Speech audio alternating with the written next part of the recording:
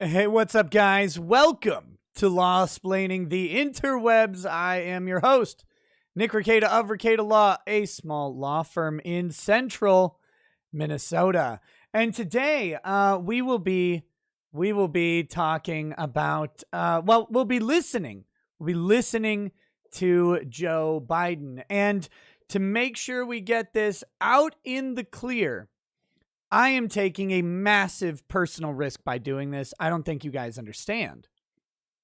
I am taking tremendous personal risk by doing this. The last time I let Joe Biden talk on one of my streams was his address to Congress on COVID, and I got a strike.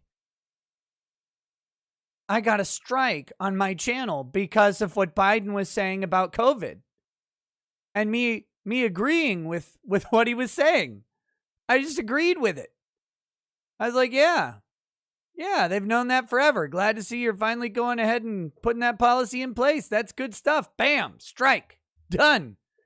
So I don't know what's gonna happen here. I'm likely to take a misinformation hit because of what Joe Biden says, but I'm willing to do that just for you.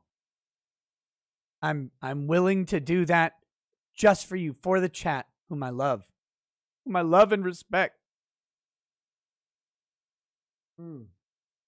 Okay, so we've got some early super chats that I'm going to hit right away. We have about 15 minutes before Joe Biden starts, so I'll sit here and talk about whatever. We can have a little conversation about what's going on elsewhere as people filter in. I wanted to set the stream 15 minutes early to make sure we had time to get people in before come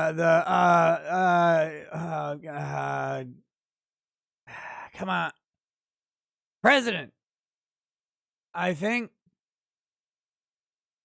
Give me the status update on the president. The guy. Before he starts talking, I have no idea how long he's going to talk. I imagine it'll be 30 minutes to an hour. Probably 30 minutes. Yellow Flash 2 says, "Can I get an update on the Vic car?" Yes, the Vic car. It's kind of nice. It's kind of nice. I won't dox the make and model of the car, but it's a nice car. It's not bad. Not bad. You can see it floating around the streets of Dallas or whatever. But yeah, other than that, as for the Vic case, as always, updates are possible on a Thursday. So we'll never know. If you guys have not heard, Yellow Flash 2 did cry during Gundam, which is respectable and laudable, and I commend him for it. Flash, did you really like Ava 4 episode, the fourth movie? I was not a huge fan of it. I was not a big fan of it, but it wasn't terrible. I just thought it was a little slow. For me, I just, and not a lot was happening, but, I'm like, oh, I think I like the series better, but now I got to go back and rewatch the series. So we'll see. That's separate stuff. As for tonight, I'm not sure if I'm doing a regular live stream tonight. I was kind of thinking of streaming Solasta on my media channel, which I might do instead. As far as, I'm working on an interview, trying to get it this week. We'll see. There's you guys know I interviewed Michael Long, the father of Sophie Long. I interviewed Jeff Younger, the father of James Younger. These are two really crazy custody cases going on in Texas. Well, I've had some communication with a gentleman who is the father of a child in my neck of the woods, actually up here in Minnesota, who is their child is autistic, and a clinic has diagnosed like a 10 or 11-year-old autistic boy as a transgender lesbian. and the father is not having anything to do with that. So I may be having him on to discuss his case, because it's a wild one, and it's here.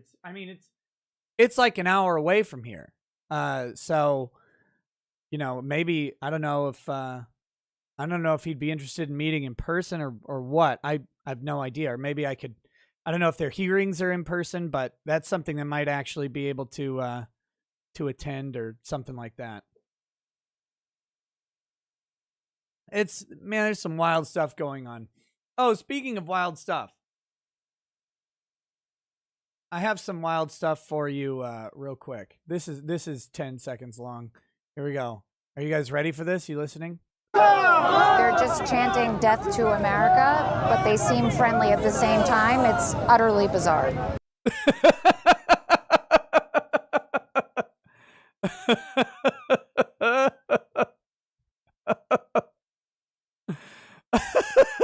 God, I love CNN.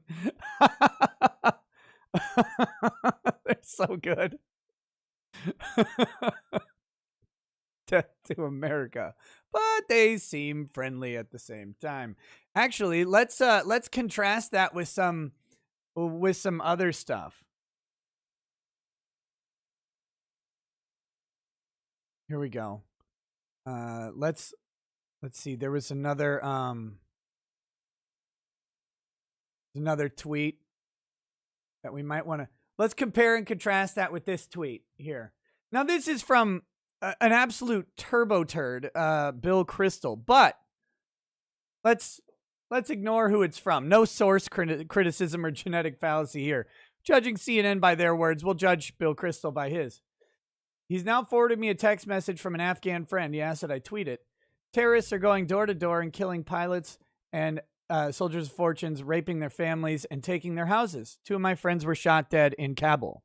So there you go. It's fine. The Taliban is doing okay. Just got off the phone with someone who recently returned from his 3rd tour in Afghanistan. He emphasized we had a responsibility not just to translators and others with SIVs, but to Afghan troops, pilots, and special forces in particular who fought bravely by our side. So, special operations forces. Okay, special operations forces. My bad. I'm not down on all the acronymic speakery. What's the O stand for? Oatmeal. Yeah. So there you go. Now here's the thing. C4 Own says, I'll say it. The 4th Ava movie was awful, and it didn't even make me cry like Yellow Flash. Disappointment. No, so I'll give you my perspective on the Afghan war, right? First of all, don't go to war over rugs. Not cool. Second, I'm not a big fan of foreign conflict. I'm really not. I do not want to see our troops over anywhere. I don't want to see our troops out spending their blood and their lives and their time. I mean, even these I can't imagine spending 2 years of my life doing even if you have an uneventful deployment. Like 2 years of your life in some foreign country where everything else gets on pause. Like that's a massive commitment to me. And because I can't imagine doing that for like 30, 40 minutes most days. So these dudes and some ladies are over there for years, right? And they're doing all this stuff and their lives are put on hold. At the least, their lives are put on hold. But many of them have much more impact, injuries, trauma. And so I don't want to see our soldiers over anywhere, really. Not a big fan of it. But at the same time, we've put 20 years in. We've put 20 years into this. And to see it so unceremoniously disengaged like this, it feels like a slap to the people who spent that time there.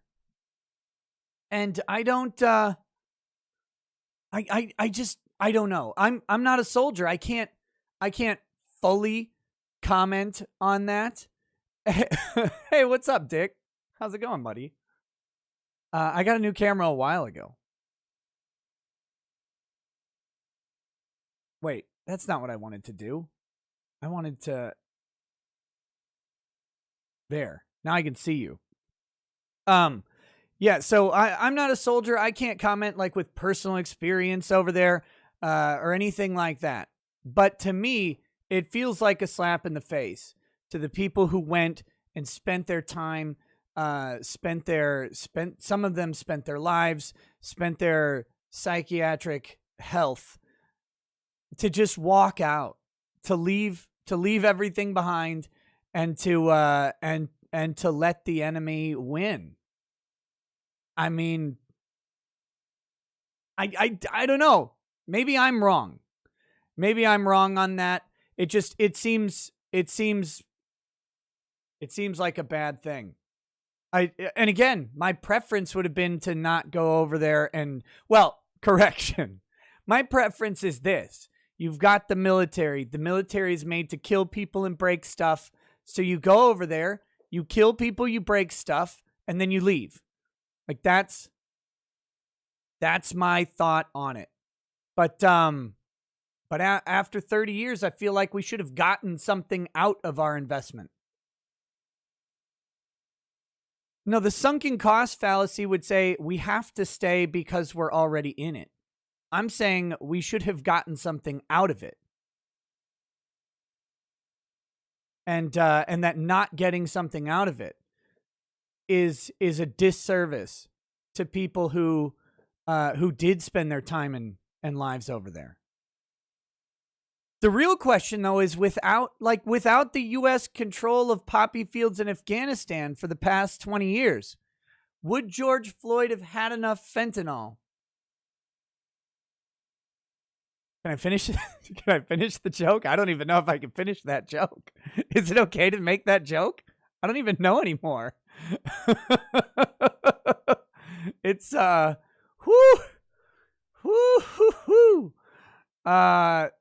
these are jokes, people. This is a political jokery show. You have to understand. So if you're not here for jokes to go along with reality, then leave now. All right, let me grab some of these chats. Here we go.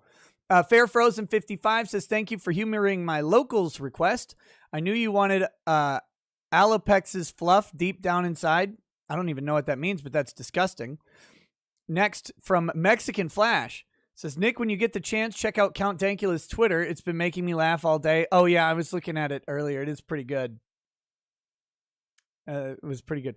Thomas DeSarno, no, I do not promise good jokes here. That is way too much pressure. Great Loner says, I told you about that accelerationism pill, bro. Still not too late to accept it before the collapse. Mario Carter 13 says, trade offer. Biden gets nap, you get forever sleep. Doctor Satan RX says, you're a mad lad Rackets, risking everything just to bring us the truth. What a hero. Let's see. Phoenix Lord Asserman says, get Razor Fist on for this. I don't know if I could get him on. I actually don't have the setup to get him on for this right now. Dragon Fist 900 says, what's up, Nick? Hope you're doing well. Just got done with an English paper and have a psych final tomorrow. Please pray that God's will be done. God bless. I will, buddy. Good luck. Firehose Framework says, President addressed the nation. I put real money on the teleprompter to win it in under 3 rounds. Let's see. Let me see if I can find the White House stream on this. I'll go to White House YouTube page. No, that's not what I want. Where's the White House? Why is the White House YouTube page like 9 spots down when I type in White House? Okay, we're gonna use this one instead of CNBC, because there won't be any. Hopefully, there won't be any simp commentary on the White House page. Look at those dislikes climbing already. Woohoo! Oh, they need to learn. They need to learn. 47 Ronin Gaming says Taliban rape. They rape a lot to the point that any Taliban, the ANA would promptly shave them and rape them. I don't know what the ANA is. Post the live stream link, please. Okay. There's a live stream link.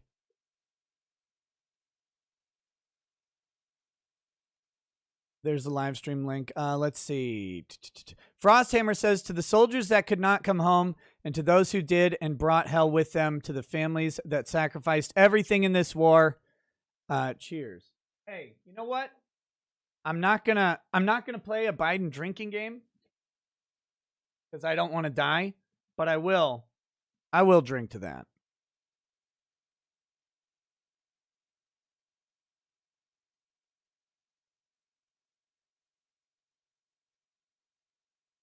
Also, that's my last drop of liquor from that bottle.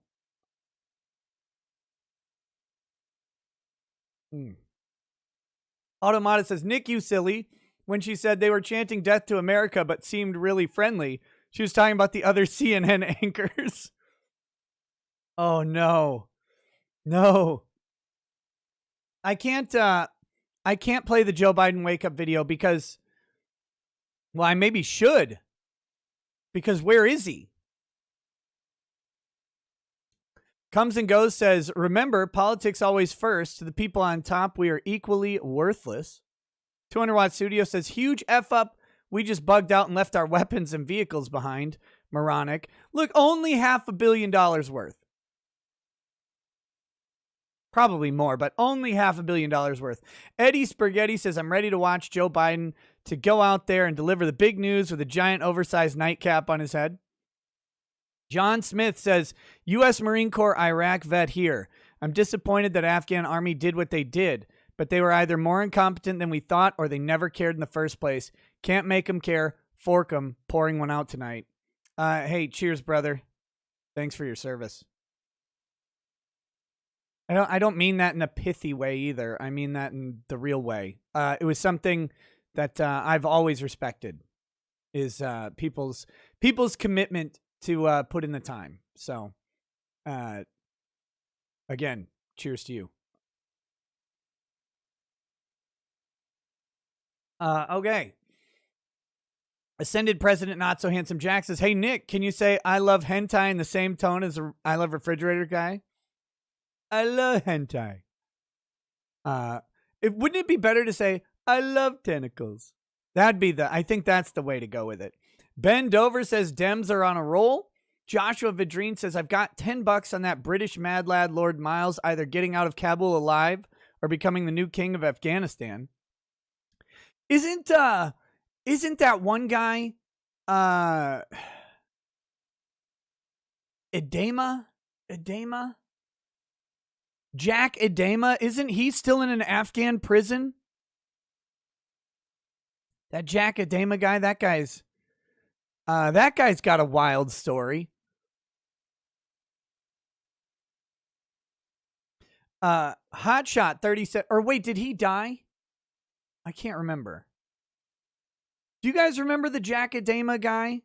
He's a mercenary dude who went over and he captured like a bunch of, I think it was Afghanistan. He captured a bunch of high-ranking dudes at the request of the government, and then he got arrested, and then they're like, oh, we don't even know who this guy is.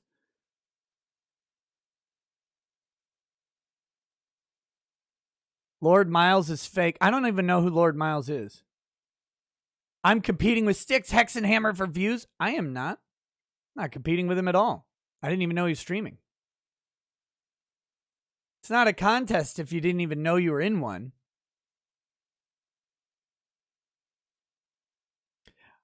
I can't remember if Jack Edema is dead or alive. He might have died from a heart attack or something.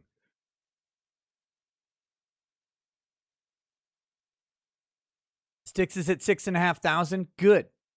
Good. I have a better looking leather jacket and no shirt look than Styx, so I don't even care. I'm kidding. I kid. I'd love to talk to Sticks sometime. Okay, we've got Hotshot 3070 plot twist. Biden to announce glass parking log campaign. What? Big Viz 497 says George Floyd is looking down from heaven crying over this. CD says on Twitch, do you just game? Would be surprised if that website let you talk politics. I do gaming and watch parties. But no, Twitch lets people talk politics. They have a whole like discussion and like political section. I mean, they let Vouch defend pedophilia all the time, so I don't know what I would say that's controversial. Big Viz says George Floyd is looking down from heaven crying over this. Is Hales, it says, don't forget, as this all went down, Joe went to bed early because he was tired. Also, can we call this fast and jihadi in honor of his buddy Obama? Damn. Oh, Jack Adama died in 2012? Okay. Well, at least he's not going to be killed harder in Afghani prison now. The Dragon's Treasure says, yeah, Afghanistan is bad, I guess, but did you see January 6th? Oh, Kevin Nash with the hot takes, by the way. That's kind of an embarrassing sort of statement. Marsupial Gamer says, Count Dankula is having way too much fun with this on Twitter today. Check him out if you get a chance. Yeah, it's Dank is always funny. His Twitter is funny and Afghan pilled today. I'm missing Omo's week-long subathon. I wouldn't say I'm missing it, Bob. 200 Watt Studio says he's late because he's getting his butt wiped. Dude, you guys dumping on me for being late. This man is 6 minutes late to an official government stream. I mean, it's close to his bedtime.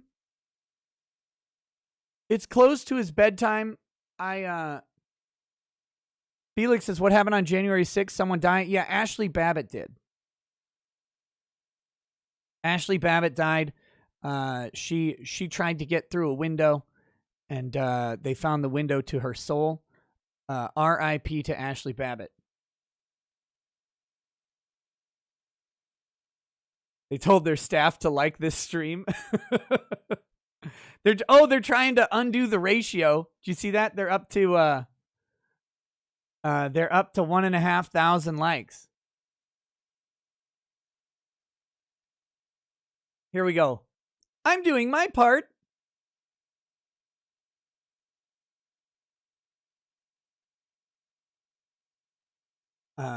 Okay. How much manpower does it take to wipe that guy? He is a colossal asshole, so I think it takes a lot. All right, we got Sebastian Letourneau says, 2 of my buds came back from there with severe PTSD. Shout out to the CAF, Canadian Air Force, I think. We might lose a few Canadian vets in the next weeks. Trudeau has no money for them. Damn. Did you guys see the video of the people trying to, like the Afghan refugees trying to hold on to the American military plane as it's taking off? And then failing, obviously. Like, did you guys see that?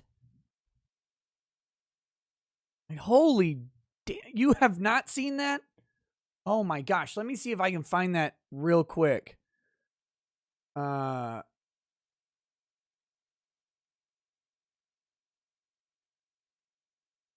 see.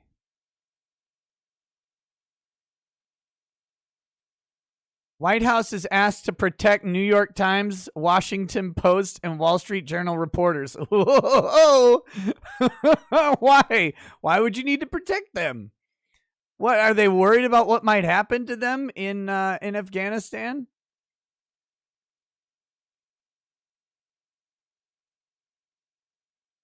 Let's see.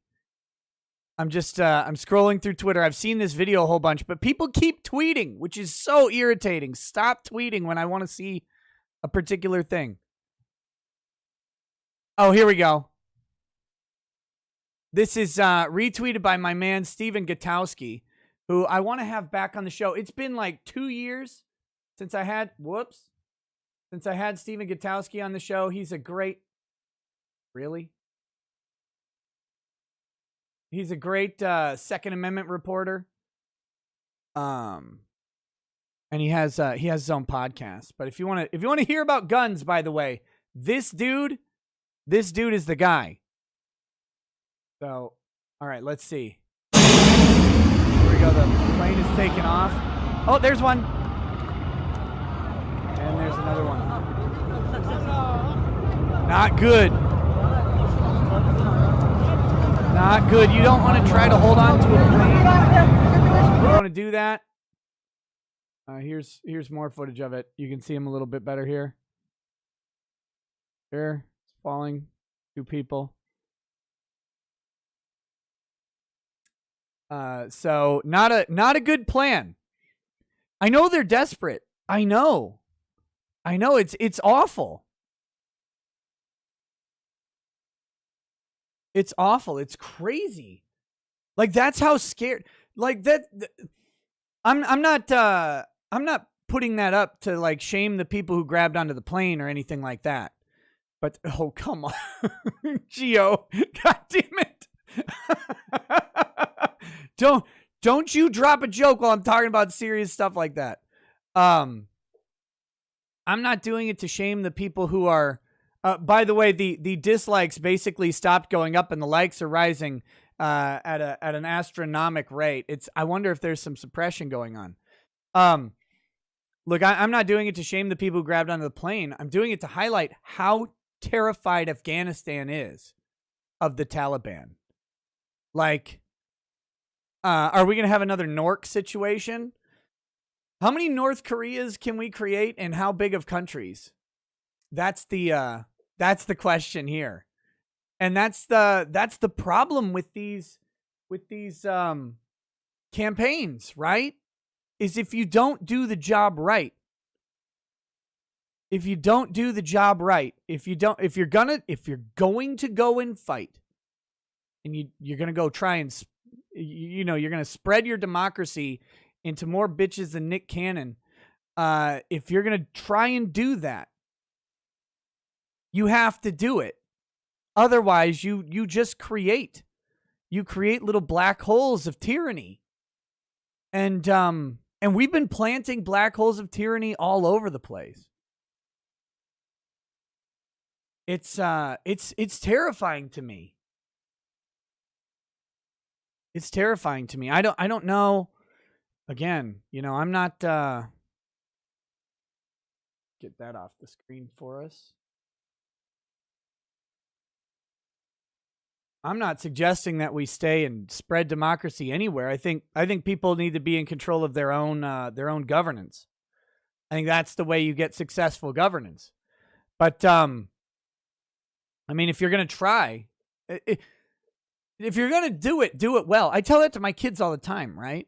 Like, if you're going to do it well. Like, do good at it. Be better at what you're doing.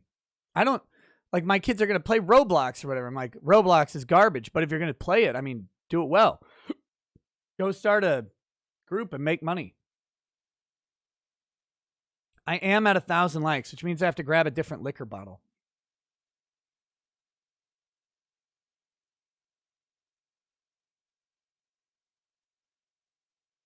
This is Evan Williams Single Barrel Vintage. This is from my man Garrett. Thank you, Garrett. Much appreciated. The last bottle he gave me was Wiggle Rye. Also very good. There's a lot of wax on this.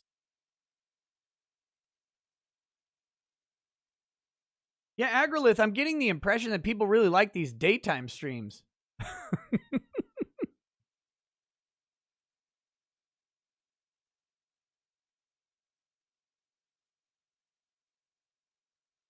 Walter T. Baggins, I'm pretty sure, but I would say the same thing to Drexel's kid, too.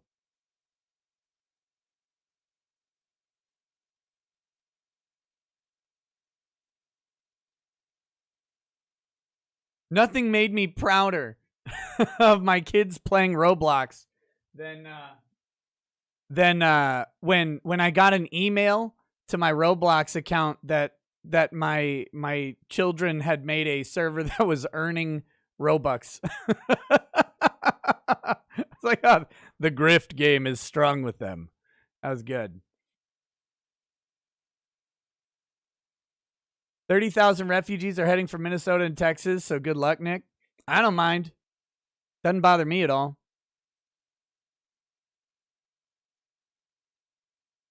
We'll see. Eric the Red says, CNN reporter, meet Ahmed, your friendly neighborhood terrorist.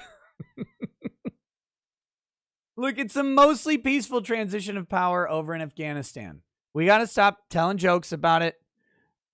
We've got to stop having any of that. No jokeries allowed here. It's all very serious and somber. Oh no! Oh gosh, darn it! I just saw a bunch of jokes coming up. Let's get some more super chats here. The Gentleman Sausage says Biden needs to address a tragedy that shook our nation recently that he's been avoiding for too long, the Chris Chan incident. Look, if we can just get Biden to tweet about Chris Chan. Rojo says, Rekieta Law, the war only costs $2 trillion or 6,000 plus for every man, woman, and child plus interest. But the memes are priceless. They are. Look at this little stray hairs here. They're trying to flee my head faster than Afghanistan. Reagan Lodge says Afghan 2012 to 2013 vet. We all saw this coming. Wasted 20 years trying to give democracy to illiterate people who don't want it. Lost all our freedoms back home. And that's the thing. The people who, they don't want it. They don't want this. And that doesn't mean that what they've got is better. It just means that we're trying to give them something that they're not ready to take. Hell, here's the real fucking question for everybody out there. Would America be willing to take democracy given to it today? Would we? Would we take freedom handed to us on a plate today? I don't think so.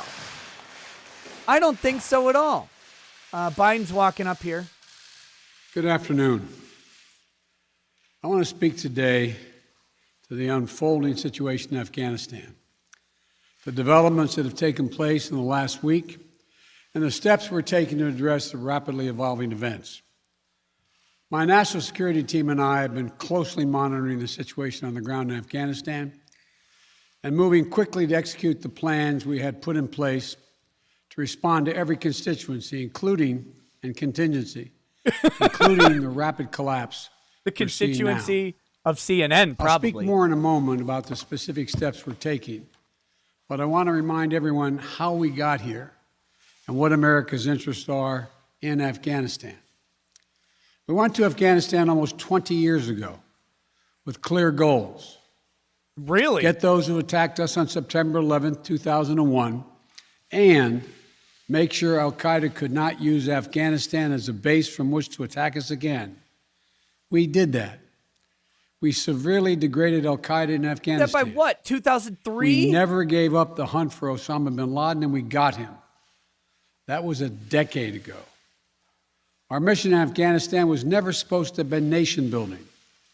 It was never supposed to be creating a unified, centralized democracy.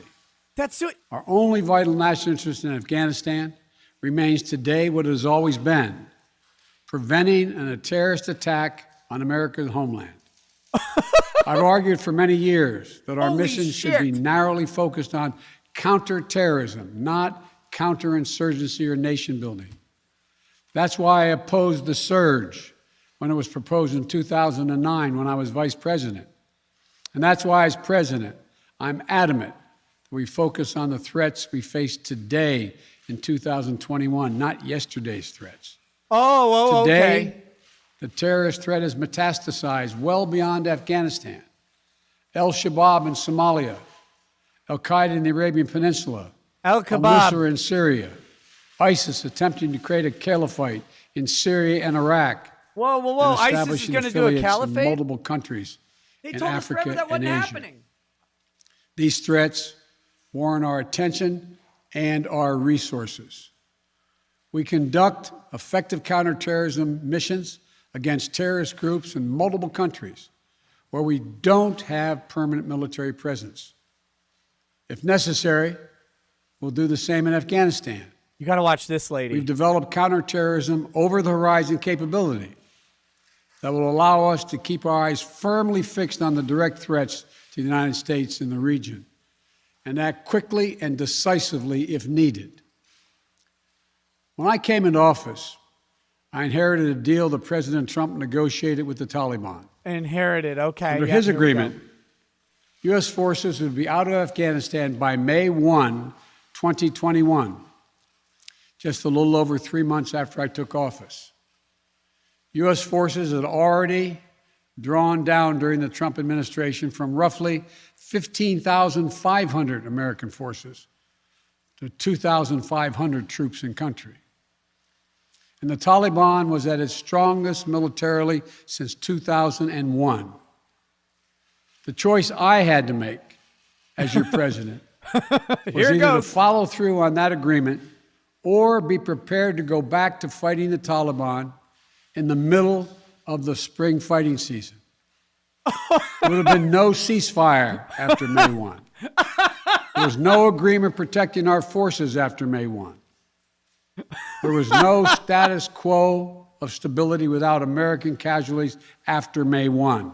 You've got to be kidding me.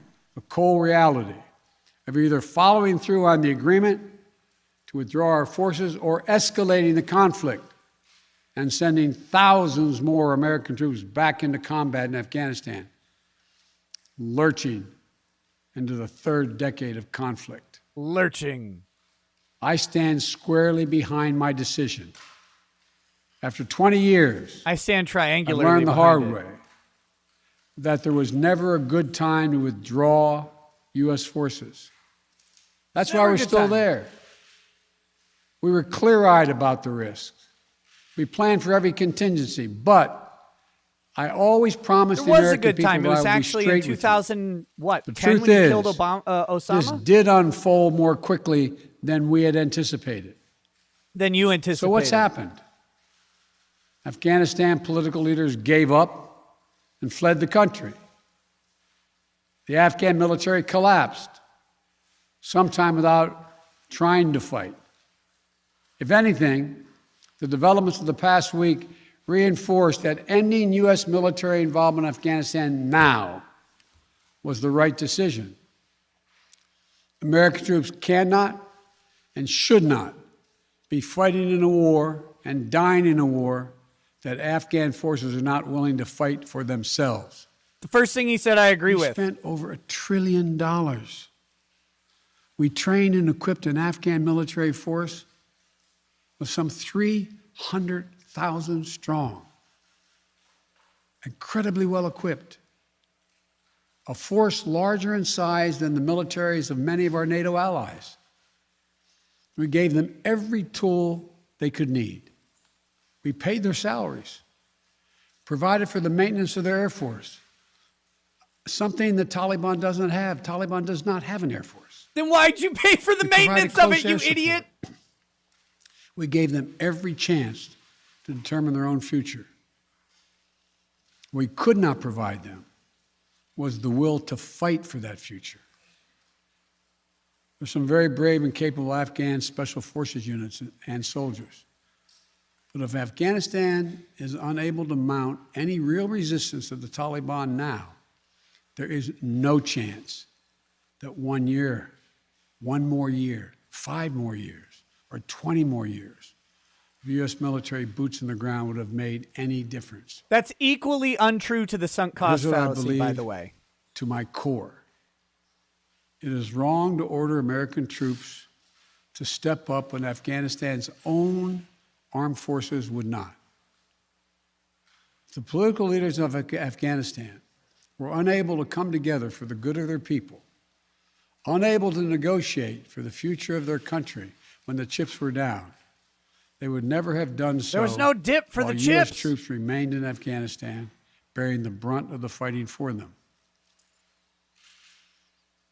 And our true strategic competitors, China and Russia, would love nothing more than the United States to continue to funnel billions of dollars in resources and attention into stabilizing Afghanistan indefinitely.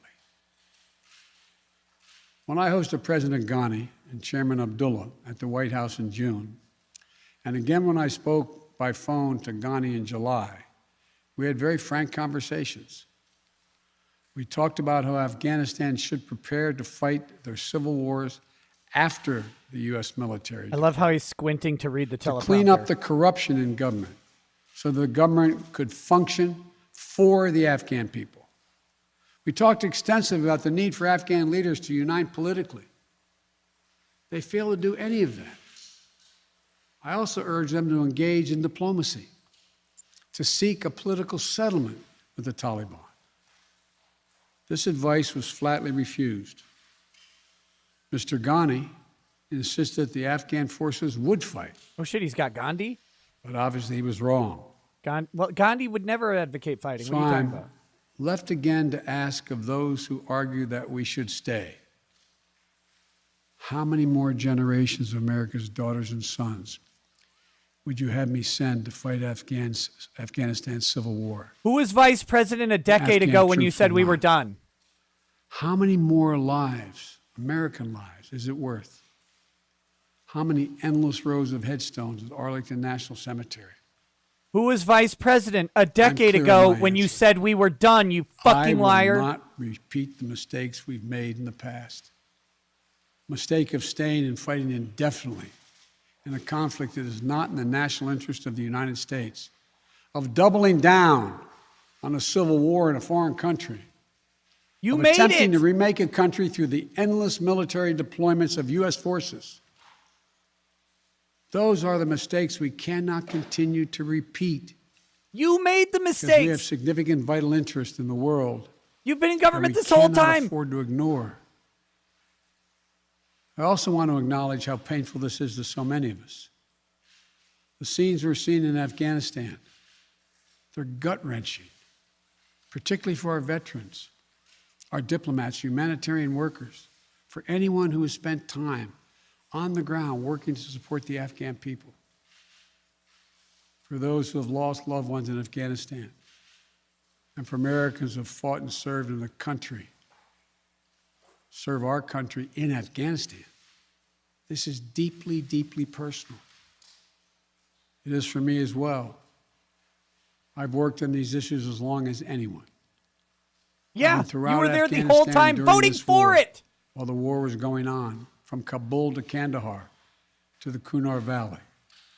I've traveled there on 4 different occasions. I met with the people. I've spoken to the leaders. I spent time with our troops. And I came to understand firsthand what was and was not possible in Afghanistan. So now we're focused on what is possible. We will continue to support the Afghan people. We will lead with our diplomacy, our international influence, and our humanitarian aid. We'll continue to push for regional diplomacy and engagement to prevent violence and instability. We'll continue to speak out for the basic rights of the Afghan people, of women and girls, just as we speak out all over the world. While we strip those rights at home. Fuck I've been you. clear, the human rights must be the center of our foreign policy, not the periphery. But the way to do it is not through endless military deployments. It's with our diplomacy, our economic tools, and rallying the world to join us. Why would they? Well, let me lay Why out would the they current join us mission in anymore? Afghanistan. I was asked to authorize, and I did, 6,000 U.S. troops to deploy to Afghanistan for the purpose of assisting in the departure of U.S. and allied civilian personnel from Afghanistan, and to evacuate our Afghan allies and vulnerable Afghans to safety outside of Afghanistan. Our troops are working to secure the airfield and to ensure continued operation of both the civilian and military flights. We're taking over air traffic control. We have safely shut down our embassy and transferred our diplomats. Remember when you said there wouldn't be a Our helicopter on diplomatic top of the presence embassy and then there was? is now consolidated at the You have- airport as well. You have no idea Over what the you're coming doing. days, we intend to transport out thousands of American citizens who have been living and working in Afghanistan. We'll also continue to support the safe departure of civilian personnel, the civilian personnel of our allies who are still serving in Afghanistan. Operation Allies Refugee, which I announced back in July, has already moved 2,000 Afghans who are eligible for special immigration visas and their families to the United States. In the coming days, the U.S. military will provide assistance to move more SIV-eligible Afghans and their families out of Afghanistan. We're also expanding refugee access to cover other vulnerable Afghans who worked for our embassy. U.S. non-governmental agencies or U.S. non-governmental organizations and Afghans who otherwise are at great risk, in U.S. news agencies. I don't care about the U.S. news about agencies. Why we did not begin they have plenty of money to get their own Afghans, fucking people out sooner. Part of the answer is some of the Afghans did not want to leave earlier, still hopeful for their country.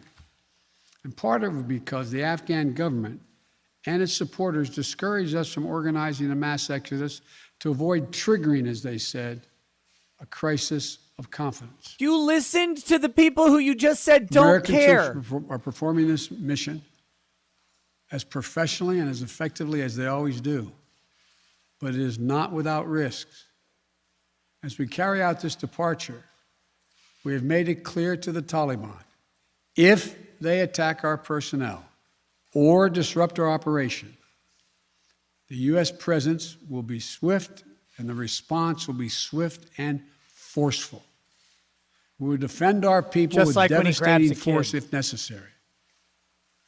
Our current military mission will be short in time, limited in scope, and focused in its objectives.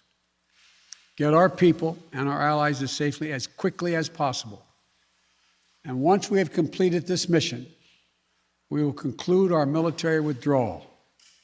We will end America's longest war. The astroturfing is After real, 20 y'all. Look at this long shit. years of bloodshed. The events we're seeing now are sadly proof that no amount of military force would ever deliver a stable, united, secure Afghanistan. Secure. As known in history as the graveyard of empires. What's happening now Then why did you vote could to just stay? as easily happen 5 years ago or 10 15 years ago, years in the future. 10 years You have ago? to be honest. What about 10 years ago? Our mission in Afghanistan is taking many missteps, made many missteps over the past 2 decades. I'm now the 4th American president to preside over war in Afghanistan. 2 Democrats and 2 Republicans. I will not pass this responsibility on to a 5th president. You won't pass it I will responsibly. not that's mislead true. the American people by claiming that just a little more time in Afghanistan will make all the difference. But your predecessor did. Nor will I shrink from my share And of by responsibility predecessor, I for mean where we are Obama. today and how we must move forward from here. I am President of the United States of America, and the buck stops with me. I'm deeply saddened by the facts we now face. But I do not regret my decision to end America's warfighting in Afghanistan and maintain a laser focus on our counterterrorism missions there. It wasn't a and other laser parts of the focus world. for you, you liar.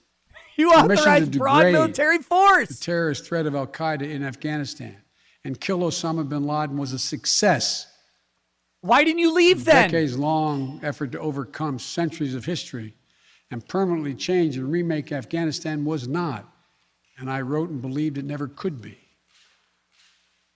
I cannot and will not ask our troops to fight on endlessly in another country's civil war, taking casualties, suffering life-shattering injuries, leaving families broken by grief and loss. This is not in our national security interest. It is not what the American people want. It is not what our troops, who have sacrificed so much over the past 2 decades, deserve. I made a commitment to the American people when I ran for president that I would bring America's military involvement in Afghanistan to an end. While it's been hard and messy, Why didn't you guys and let yes, Trump do far it, from perfect, by the way? I've honored that commitment. More importantly, I made Why a did the Joint commitment to Chiefs the lie to brave Trump men about and troop women who levels serve in this various nation countries so that he I couldn't do it? wasn't going to ask them to continue to risk their lives in a military action that should have ended long ago. Our leaders did that in Vietnam when I got here as a young man. I will not do it in You were already Afghanistan. old.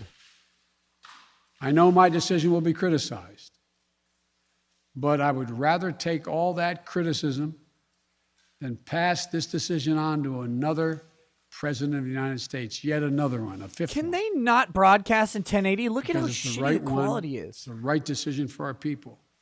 Oh, it's my fault. The right one for our brave service members who risk their lives serving our nation. And it's the right one for America. America. Thank you. May God protect our troops, our diplomats, and all brave Americans serving in harm's way. Mr. President, Mr. President, Mr. President, Mr. President, Mr. President. Well, there you go, guys. There you go.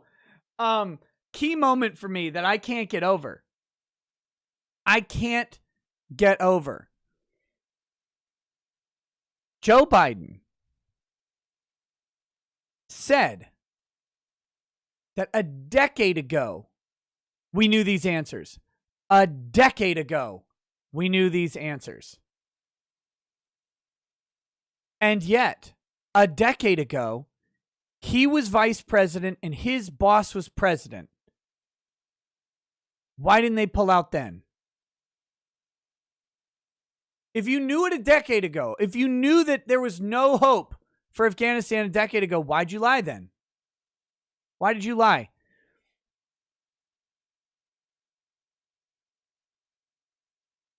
Joe Biden voted for military action in Afghanistan.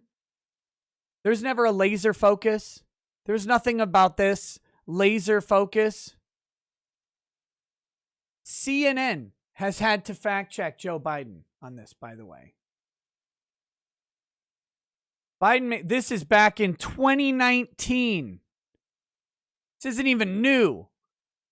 Fact check. Biden makes misleading comments on his past positions on Iraq and Afghanistan war.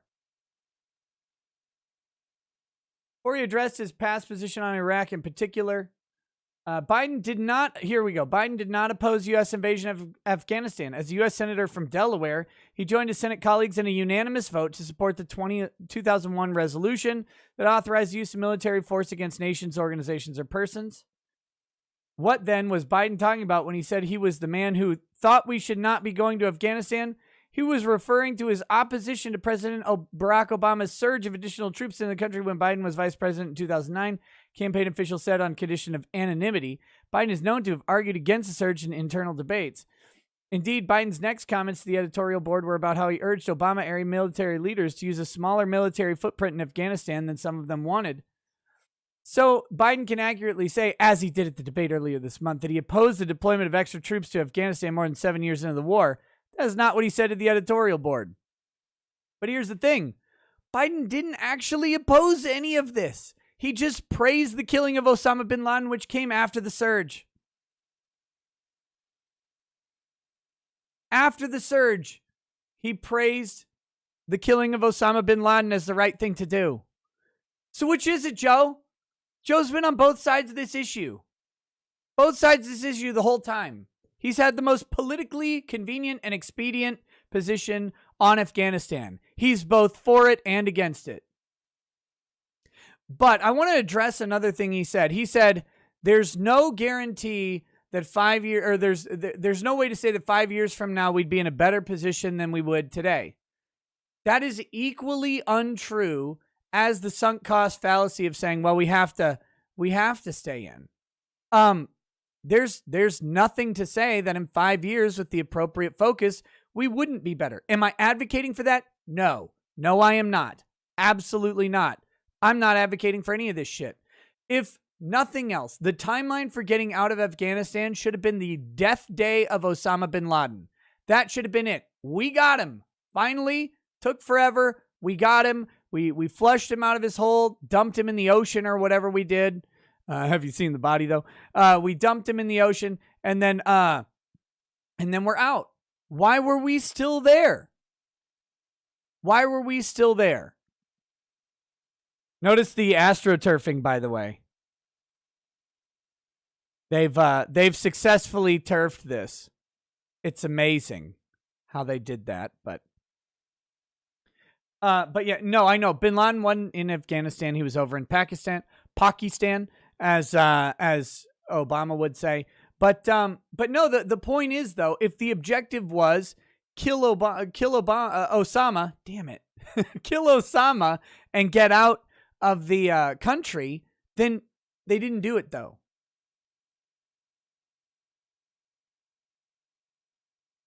They didn't do it. No, Nick, we should have glassed the country and been done with it. I agree. That's my position. That's my full position. I stated that. You probably weren't here at the beginning of the stream. That's what I said. American military's purpose is to kill people and break stuff. That's what you do. It's not a friendly thing.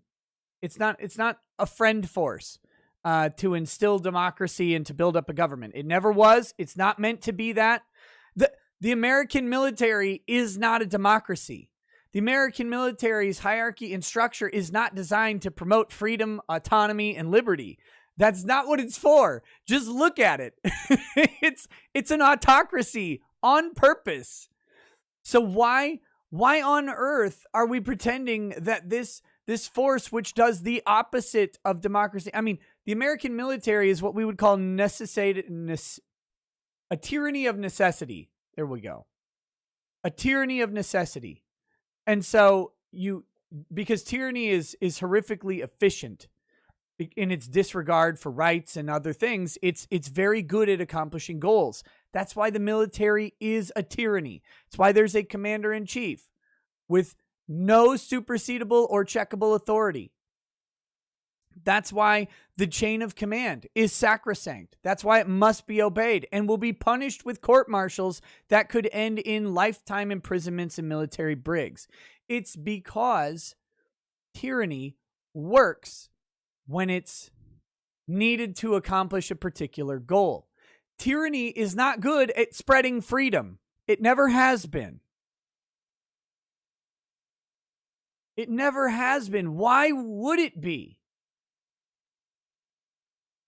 Wait, so you mean I get to speak freely? Hold on, I have to check with my commanding officer on whether or not you get to speak freely, but I'll get an answer to you in 2 to 3 weeks when they get back to me.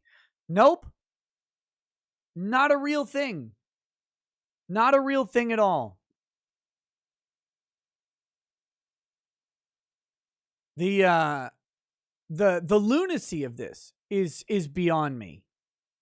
Here, let's see if I refresh it, if it changes the like versus dislike situation. I bet not. I bet not. They saw how bad, they saw how bad this is going. They absolutely turfed it. Absolutely turfed it. But, and you notice, well, Donald Trump made a deal to get him out by May. Why didn't you get him out by May then? Why didn't you get them out by May? How was this? Why did you wait till now? Would May have been a better time? I don't know.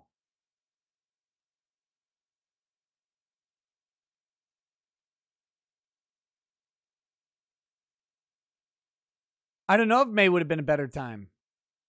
Would have been easier to blame on Trump, right? In May, if he would have followed up with Trump's plan.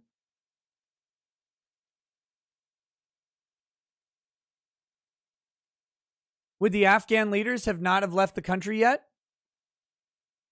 Because that's the thing, right? Biden said, oh, the Afghan leaders, they lost their will and fled the country. When you didn't draw down in May? I don't know. There's no way to know what would have happened.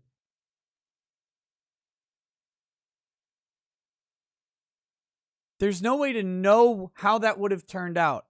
But it's amazing that he can pass the buck. The man was in the Senate since Methuselah walked the earth. Right? He's been in the Senate forever. He voted for all of this. He didn't vote against it. He became vice president. He presided over this shit. He was part of it. Oh, I argued against it. Not very well. Not very convincingly.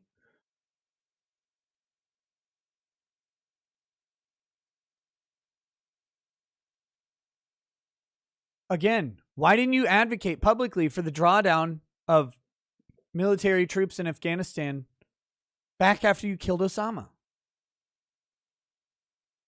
U.S. Department of State YouTube channel. They missed that one on ratioing. Let's see my degenerate YouTube recommendations. There's some Viva. Oh, they've got an upcoming daily press. That's their upcoming press briefing stream. Oh, God. Oh, no. Wait, it was supposed to start 15 minutes ago. Oh, that's interesting. Maybe we'll watch that, too.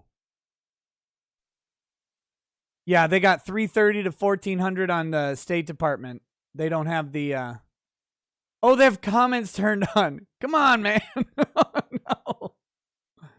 Rookie mistake, leaving comments on. We'll see what the we'll see what this says. We'll see what the daily press briefing says. It was supposed to start at 3:15 Eastern time. Or 3:15 Central, 4:15 Eastern. So here we go. Here's the link to this. Let's see what they say. Let's see what the press briefing says today. That'll be interesting.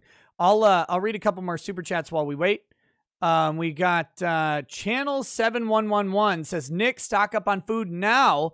Food shortages start next month. Manufacturers don't have enough people to produce. Sister's a manager at a store, and this news came from the top 1 year of shortages minimum. Hey, maybe I should, I've got My Patriot Supply beating down my door wanting to do some sponsorship, so maybe we'll do that.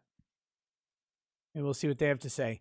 We've got Marty Lund says the GOP needs to accept that Marshall Plans don't work in the third world. Yes, correct. Correct. We need to stop this nation building thing. It hasn't worked. It hasn't worked. It worked in what? Japan? Sort of. Germany? Sort of. So different countries from 80 years ago. DNG needs to drop their Vietnam fetish. Should have left in 2002, 2003 and just kept changing regimes from 30,000 feet until someone decided to make peace. Kahana, I agree. We'll never win the ideology war. We should stop trying. We should stop trying. The U.S. military response should be munitions dropped on a country and then out. Doocy says, I can't wait for the sequel movie, another 13 hours. Oh, God. Low Pro says, U.S. government wanted to turn Afghanistan back into the way it was in 1960. Problem is you can't do that because the people of 60s Afghanistan don't exist. The Soviets killed them all. Saki supposedly had a breakdown, so they gave her time off. That can't be true, really. I don't believe you. That's got to be a meme. We've got Fred Rush, MDA. What's up, Freddie? It is 1919. The world's most feared imperial military leaves Afghanistan in a disgrace that heralds its coming irrelevance. It is 1989. The world's most feared imperial military leaves Afghanistan in a disgrace that heralds its coming irrelevance. ...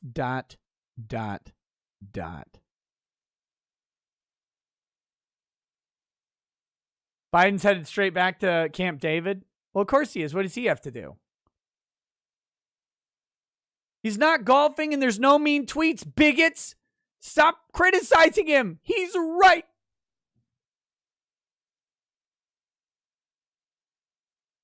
Stop criticizing him. He's not golfing and there's no mean tweets. He's the best. Here we go. We got some more chats.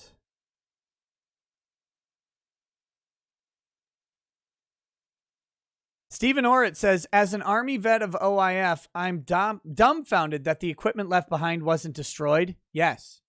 I watched Black Hawk Down. Look, again, I'm not a military guy. I have to go off of what Josh Hartnett would do and Eric Bana.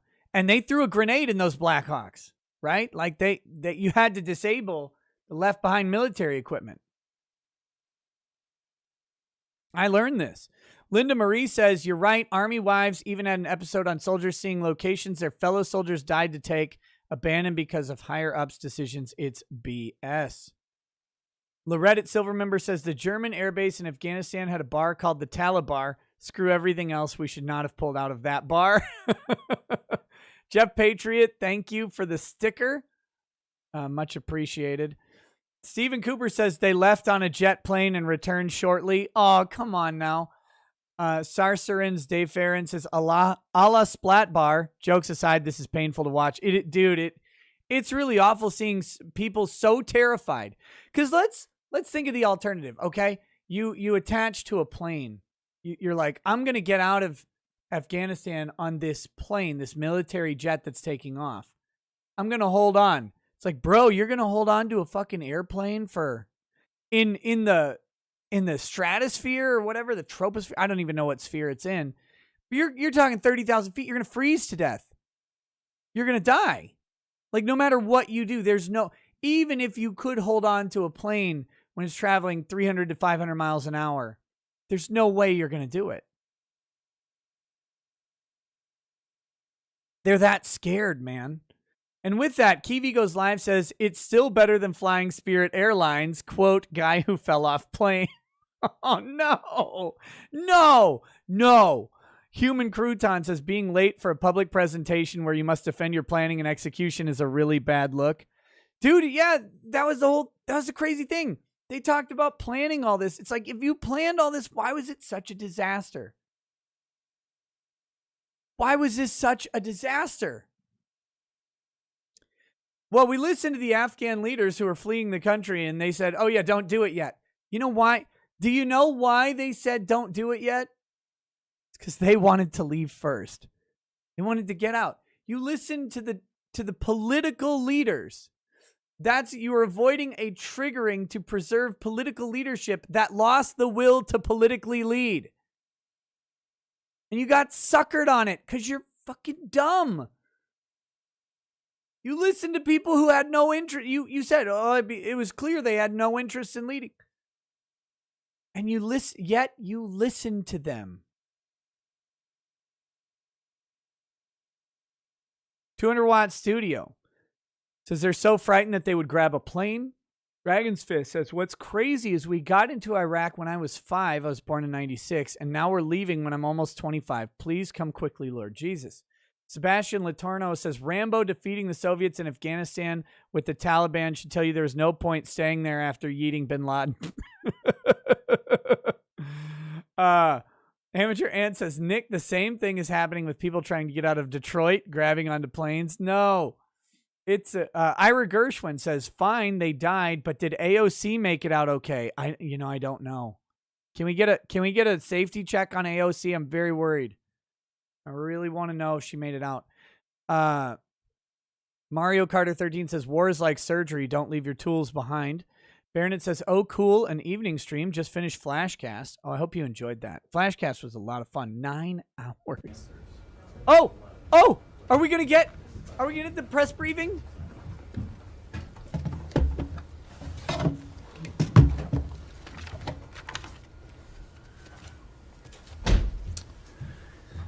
Good afternoon. Let me say a few things at the top, and then I will turn to your questions.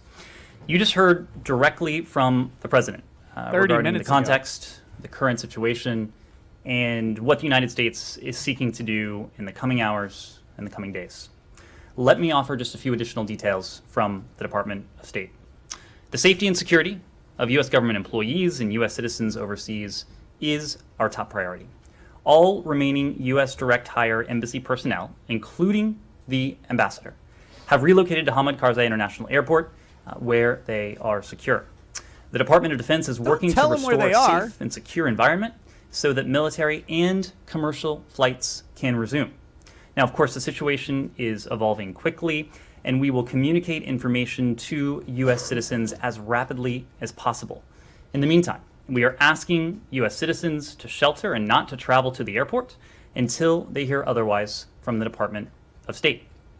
We also continue to pursue all options to relocate interested and qualified Afghan SIV applicants and their immediate families, as well as other vulnerable Afghans. We remain closely coordinated with our international partners on the ground and around the globe. We've been engaging tirelessly with our partners in the international community.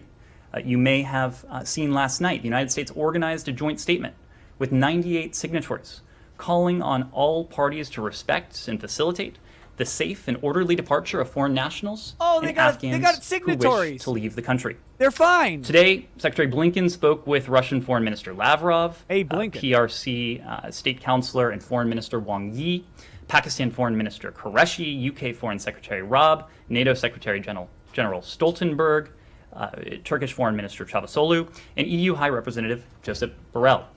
Yesterday, he spoke with Australian Foreign Minister Payne, French Foreign Minister Le Drian, German Foreign Minister Maas, and Norwegian Foreign Minister Søreide. Other senior officials have been making calls to their counterparts as well around the clock. Does this kid even have eyelids? The UN Security Council issued a joint press statement earlier today calling for a new government that is united, We blinked once. inclusive, and representative, including with the full and meaningful participation of women. The Council spoke with one voice to underscore that Afghanistan must abide by its international obligations. Well, if they told them including to. international humanitarian law, Yeah, they and have to ensure do the it. safety and security of all Afghans and international citizens. Oh, thank The God. situation will continue to remain fluid in the coming hours and likely in the coming days. Nevertheless, we are operating on multiple fronts and around the clock to protect our people, those who have worked side by side with the United States over the years, and other vulnerable Afghans. Now, before I take your questions, I do want Have you to heard of speak Afghan to one women, additional bro? issue that is of great importance to us, and that is the U.S. response to the earthquake in Haiti. The United Wait, States is what? closely monitoring the situation following a magnitude 7.2 earthquake that struck the southwestern part of the country on August 14th. We offer our deepest condolences to all who suffered the loss of loved ones or saw their homes or businesses destroyed. We are in close contact with Haitian authorities to respond to the earthquake and any requests for assistance. On Saturday, USAID deployed a Disaster Assistance Response Team, or a DART, to lead the U.S. government's humanitarian response efforts. And yesterday, at the request of the government of Haiti, USAID deployed members of Fairfax County Fire Department's Urban Search and Rescue, USAR, a team to join the DART. So far, the DART conducted an aerial assessment and is continuing to assess the damage. They will also identify priority needs and coordinate with the government of Haiti and humanitarian partners. U.S. Coast Guard air crews are transporting medical personnel This and supplies motherfucker's gonna talk about Haiti more than Afghanistan. Port-au-Prince to Jérémie and Le Cay, and are evacuating injured citizens to higher level of care facilities in Port-au-Prince. At the request of USAID, Southcom is sending 2 UH-60 and 2 CH-47 helicopters from Joint Task Force Bravo to provide critical airlift support to ongoing relief efforts.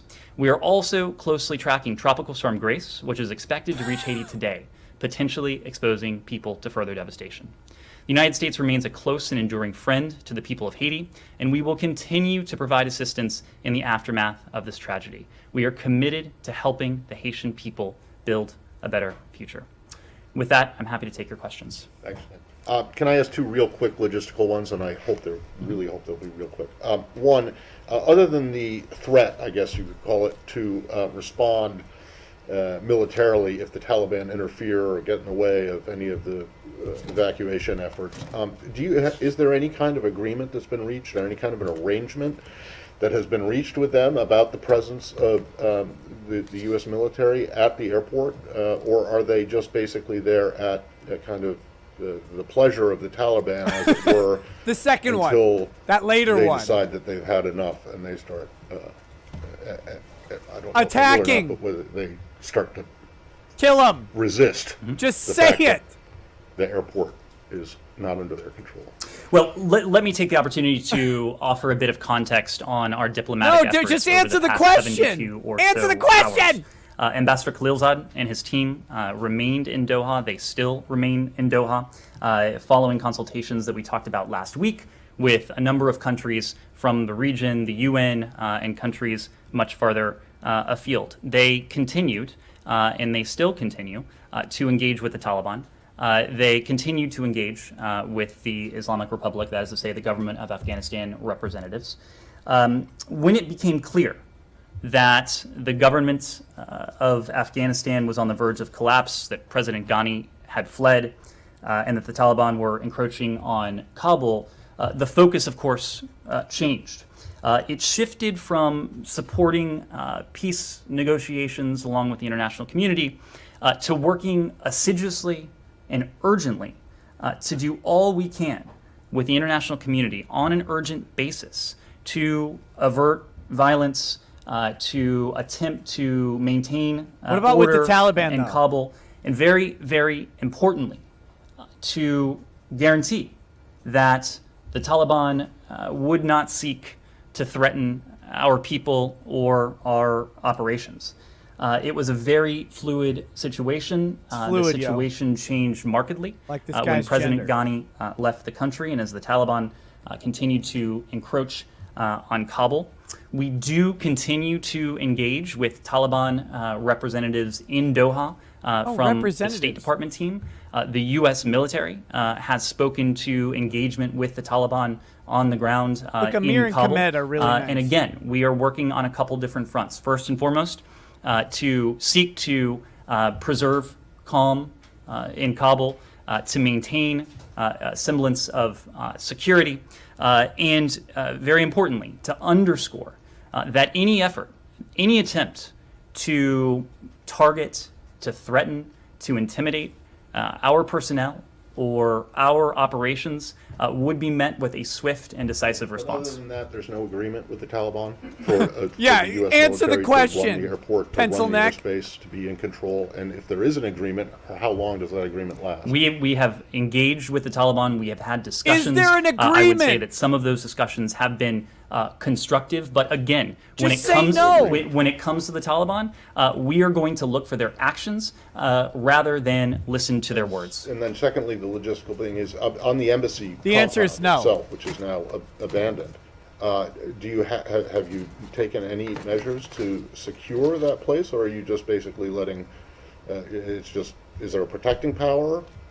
Just Is it J-Dam the fucking open embassy area building. that anyone can get into now if they can get over the fence? Well- Are you prepared to leave it just sit there? Well, as you know, Matt, we confirmed last night that as of late night Eastern, all of our civilian personnel located at the embassy, chief of mission, those operating under chief of mission authority, had safely relocated from the embassy compound to Hamid Karzai International Airport. As you also know, the embassy is in an area that has been heavily fortified. So we do Just like not the have election. an American presence on the ground. Is there any presence? We do not have Contracted? an American presence on the ground at the embassy. Our ambassador is and has been at the embassy at the compound, the Hamid Karzai International Airport, since Pick one. late last night, our time, and that remains the case. Yeah, but there isn't any protecting power. There's nobody there. It's wide open for anyone who wants to go in there. As you know, Regardless of whether it's in a Bomb it! built-up barricaded area or not, you basically just took off and left it. empty. Yeah. As you know, it is a heavily fortified area. And Fortified by my what? last one is There's that, nobody in there. the Doha agreement, which the president mentioned several times as having kind of tied his hands, there are 16 times in that agreement where it refers to the Islamic Emirate of Afghanistan, which is not recognized by the United States as a state and is known as the Taliban. 16 times it mentions that. And you've said before that you will not recognize any government or assist any government that comes to power by force. Since the Taliban basically walked in to Kabul and the president fled, are you in a position to say whether or not you might be willing to recognize a government that emerges from this, aside from the UN calls? well, this is something that we have spoken answer to is before. no, we're not gonna help We've them. spoken to it before events of recent hours and recent days. Secretary Blinken spoke to this yesterday morning. We are still taking stock of what has transpired over the past 72 hours. No, we won't respect and the the diplomatic and the Taliban. political implications of that. We are, as you have seen in any number of venues, we are coordinating closely with Afghanistan's neighbors. As we've said, the secretary, other senior officials in this building, our ambassadors in their respective capitals around the world have engaged governments in the region and much farther afield on an aligned approach to the evolving situation. And you've already started to see some of the fruits of that. I think most notably, and I mentioned this at the outset, you saw the statement that emanated from the UN Security Council. Obviously, the UN Security Council has a permanent set of members, several of whom are among our closest allies in the world, and a couple countries where our interests are rarely aligned. Nevertheless, this document, it is quite strong. It is This paper quite is clear. strong, I think it is guys. reflective of the broad consensus that has emerged from the international community about not only our thinking, what the United States may or may international not community, do like going what, forward as we France, assess Italy, ultimately Germany, the UK. what has come to pass, but what the international community will do. This statement says that What are they going to do? Send troops into the Afghanistan? sustainable end to the conflict can only be achieved through an inclusive, just, durable, and realistic political settlement that upholds human rights, including for women. They're going to give children, money to the and Taliban. minorities. The Security Council speaking with one voice, which, We're as going to you know, dump is $1 trillion not into always an easy Afghanistan feat, to the called Taliban. on all parties to adhere to international norms and standards on human rights, and to call for an immediate cease to any abuses in that regard. Ultimately, when it comes to our posture towards any future government in Afghanistan, it will depend upon the actions of that government. It will depend upon the actions of the Taliban. We are watching closely, but as you heard from this UN Security Council statement, and as you've heard from any number This of is governments that have issued their own unreal. unilateral statements, the world is watching closely. The fact is that a future Afghan government that upholds the basic rights of its people, that doesn't Taliban's been good at harbor that. terrorists, Taliban's been good at that. and that protects the basic rights of its people, including the basic fundamental rights of half of its population, its women and girls. Taliban's great at that too. Is a government that we would be able to work with. The converse is also true. We are not going to support a government that does not do that. A government that disregards By the way, rights. Would you rather spend $1 trillion on American soldiers in Afghanistan, or just give $1 trillion enshrined to in basic Afghanistan to the Taliban? like the Universal Declaration on Human Rights. Pick one, because we just that picked number is not two. A government We just picked that number the United two. States would be able to work with. That itself is important. It becomes all the more important when you account for the fact that you have a statement from the UN Security Council that was adopted by all of its members that says exactly that. Andrea. Following up on that, and one other issue as well, social media is just filled with desperate appeals from girls, from women. Taliban going door to door. Stop ripping hitting the girls table. Out of their mother's arms. Women who have been told for 20 years they should get schooling, learn to code, learn to teach, become Don't say engineers, learn to become code. doctors, become lawyers. It's simply heartbreaking. And the question remains, there are Democrats as well as Republicans on the Hill, including veterans of the Afghan War and Iraq wars, saying that there should have been arrangements made months ago, that before the withdrawal was signaled by the date in April, that for months we should have been moving people out. We should have been moving on the evacuation, Weird. not only of the special visas, but of other people as well, and that this chaotic vision of people, thousands of people at the airport, climbing onto C-17s as they are rolling down the tarmac was completely avoidable.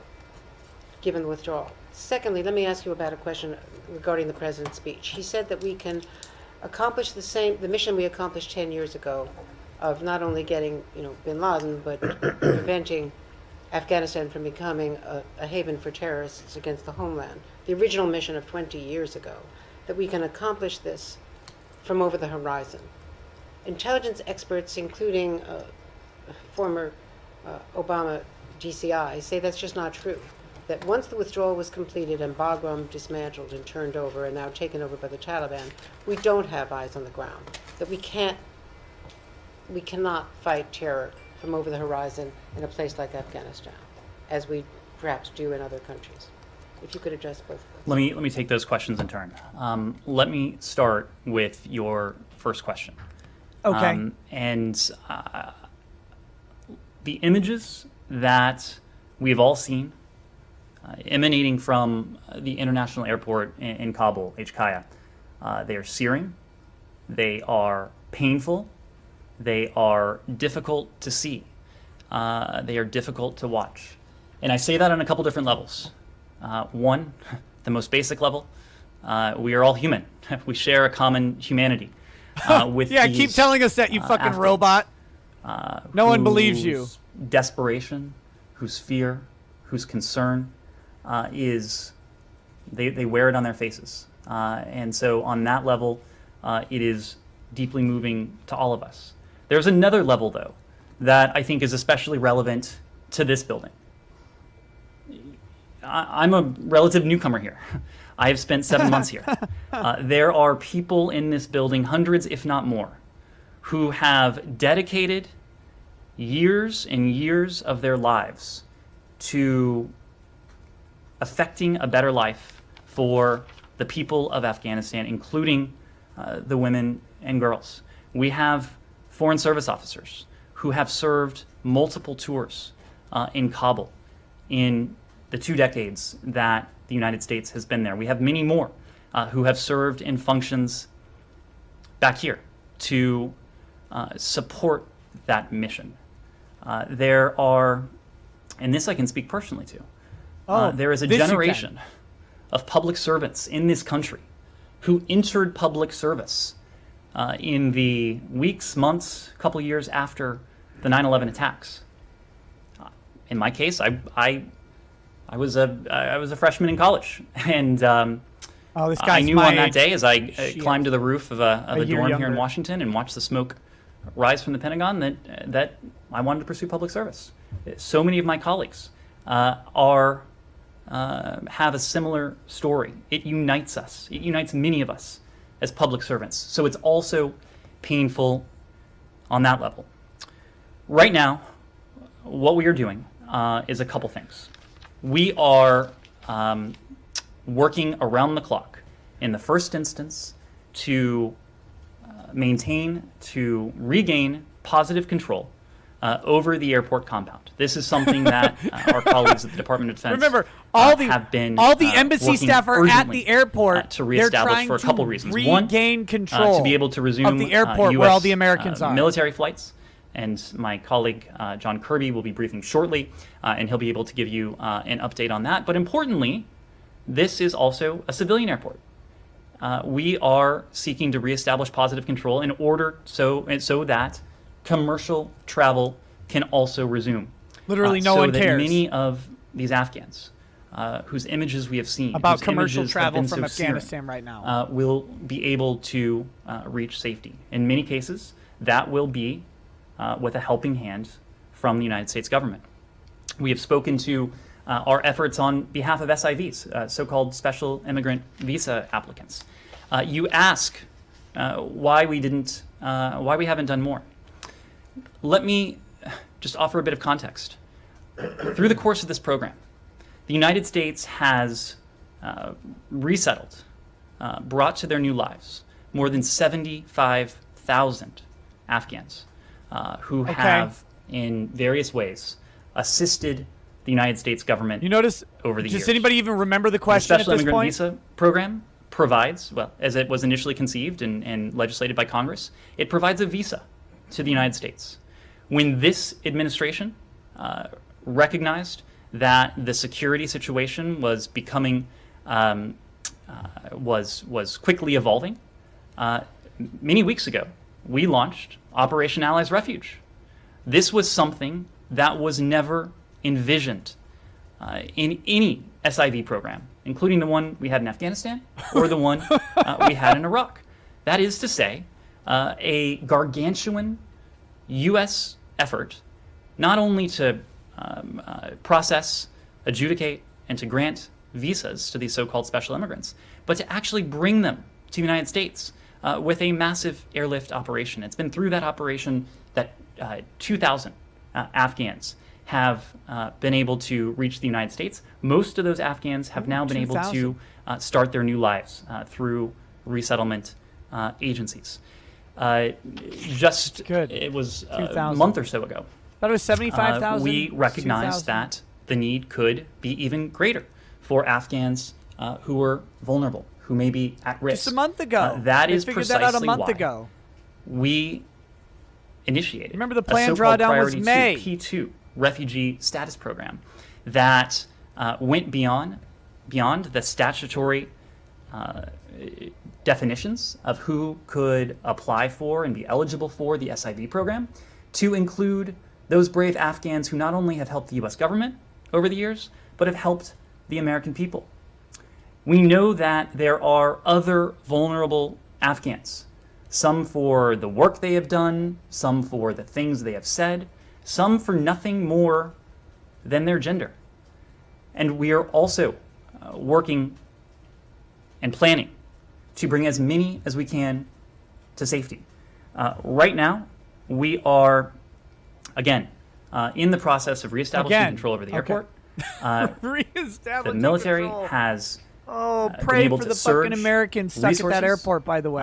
And will surge additional resources to the theater to allow us to bring on a large scale a number of these Afghans who will be able to start new lives in the United States, or who will be able to reach safety elsewhere in the world. We are committed you put them there, get them out. to that. We have been flexible. We have been ambitious in our effort to do just that. You ask a second question about counterterrorism and what this means for our ability to detect and to thwart terrorist plotting. A couple points on that. Number one, thank God. You didn't answer the United first States question, so let's not answer the second one too. Built up the capacity to detect, disrupt terrorist plotting, terrorist networks in ways that were, in some cases, unimaginable prior to 9/11. That is to say, our tactics are effective, they are proven, and they go well beyond what this government would have been and was able to do prior to 9/11. We also recognize that the prior to over 20 years ago, threat we face from we're better now than 20 years ago. Al-Qaeda, thank God. Whether it's an Al-Qaeda affiliate, whether it's ISIS, whether it's an ISIS affiliate, it has shifted over the years. Of course, the center of gravity, the locus of activity, was in Afghanistan on September 11th, 2001. It hasn't been there in years. It hasn't been there in years precisely because we have been able to employ these effective tactics over the course of the past 20 years to do precisely what our forces went into Afghanistan to do in the first place. Yeah, they succeeded, guys. The network that launched, that conceived of, directed and launched the 9/11 attacks, and only reduced the Taliban by 10%. They can't regroup on Afghan soil. We are confident, but more importantly, the military and our intelligence community leaders have spoken and even testified to the fact that we will have capabilities in the theater, so-called over-the-horizon capabilities, that will allow us to use the technologies, to use the tactics that not like in the theater though, like next to the theater, and improved upon. It's like when you sit with your ear to the door at the movie theater and you're like, yeah, I'm watching Avengers. Plotting that may seek to reach our shores. We've also been very clear with the Taliban and I said it just a moment We ago. told them. We told those that, Taliban. The willingness of a future government of Afghanistan to allow any terrorist group to operate on its soil and to pose a threat to the United States, it's unacceptable to us, and we will demonstrate that using the fierce power of the U.S. military. Laura. Just like we did today by leaving. And also to let you know, I have kind of 3 buckets of questions. I'll be succinct in 3 asking them. buckets of questions? What is the when the United States, when Ambassador Khalilzad talks to the Taliban and says these are the actions Remember when the we U.S. told the expect, Taliban not to take Taliban over to, Afghanistan? adhere to in order to be considered a legitimate government. What is your level of confidence that the Taliban will agree to that? I'm going to make those masks. Especially when it comes Just to say the fate press. of women and girls in Afghanistan. So that's question 1. If you want to, I can give you the other ones. Please. Great. Okay. So number 2, I'm curious about, you started off by saying that the State Department is urging, the embassy has urged Americans in Kabul to not come to the airport for evacuation, to shelter in place. But as we've discussed in this room, there are tens of thousands of Americans, probably dual citizens, who are spread across Afghanistan, who have no ability to get to the airport in Kabul in the first place. So what plan or what assurances can the United States offer them that they will not be left there, since they can't I already get to told you Kabul we to don't even have a try to come plan. to the airport? Third, when the Secretary spoke to President Ghani on Saturday, I'm curious if he knows where President Ghani was at that time, and if he was aware that President Jamaica. Ghani was about to was either going to flee the country or at least step down from government. Let me take those in turn. Again, we have made He's gonna ignore that very third clear, question. abundantly clear to the Taliban in Doha, but in some ways, just as importantly, publicly, speaking with a single voice with the international community, what the United States, what our closest allies and partners expect, but also what other regional stakeholders, again, including some stakeholders with whom we share very few interests, where our interests are rarely aligned. The fact that this UN Security Council statement emerged today is a clear indication that there is decisive consensus within the international community on this front. There's a It means a lot consensus. when the United States says something, and when we put our voice and actions behind a statement, but it means even more. Means a when lot, guys. Much of the world, and certainly the key stakeholders, come together and say Who are the the key same thing. stakeholders? List we the will nations. List be the set watching of very closely European nations as, that are any super new serious government about in Afghanistan railing takes in shape. Afghanistan. Of course, we have all seen various statements that have emanated from Does the Taliban. China agree? Not only in recent hours and recent days, but in Russia, recent weeks and Vietnam? recent months. We take those for what they are. They're statements. Again, we will be watching actions. That's what will be important to us. Beyond watching, beyond galvanizing the international community, as we did with the statement signed by 98 countries, from Albania to Zambia, just last night. All the way from Albania to Zambia. We are going It's to be amazing. It's not that marshaling far. the international community, pretty close. because we now know it is incumbent on all of us, including the United States, to use every conceivable lever that we have. It's incumbent upon all of Diplomacy, us, including our us. political leverage, and importantly, economic leverage. And economic leverage can take different forms. It is patently Just obvious stop sending them that, money.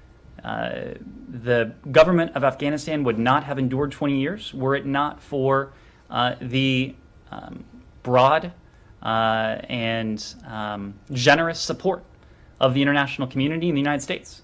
United States being the largest donor, both on a bilateral basis and to the humanitarian needs of the Afghan people. Oh, thank you. This is a did good. positive source of leverage. If the Taliban, or any government that is to emerge, seeks to have the level of international assistance that was needed to sustain the Afghan government over the past 20 years, the words on the paper that emanated from New York today, from the Security Council, will have to mean something. They'll have to. that their actions will have to match some of the words They're gonna that mean we have something. seen emanate from This time. the Taliban. There are other forms of economic leverage, and those are, if you talk about carrots, you can also talk about sticks. And the United States, the UN, the international community has the ability to impose fairly dramatic costs on any regime that were to take shape that would Dramatic not, costs. that does not Dramatic. recognize the basic and fundamental rights of the people of Afghanistan. Importantly, the basic and fundamental rights of half of the Afghan population, the women and girls. The United States, as I said before, has done more than any country in the world over the last 20 years to support Afghanistan's women and girls. We are. How'd that work out for them? How you feeling it, women can and believe- girls of you can bet, Afghanistan? that You we feeling will good do right all now? we can. And I would. Aren't you happy we helped? I would muster to say, probably lead the charge, certainly lead the charge, in working with the international community to make sure and to see to it that we are doing everything we can, speaking with one voice and acting according to one script to preserve those gains, because they are that important to us.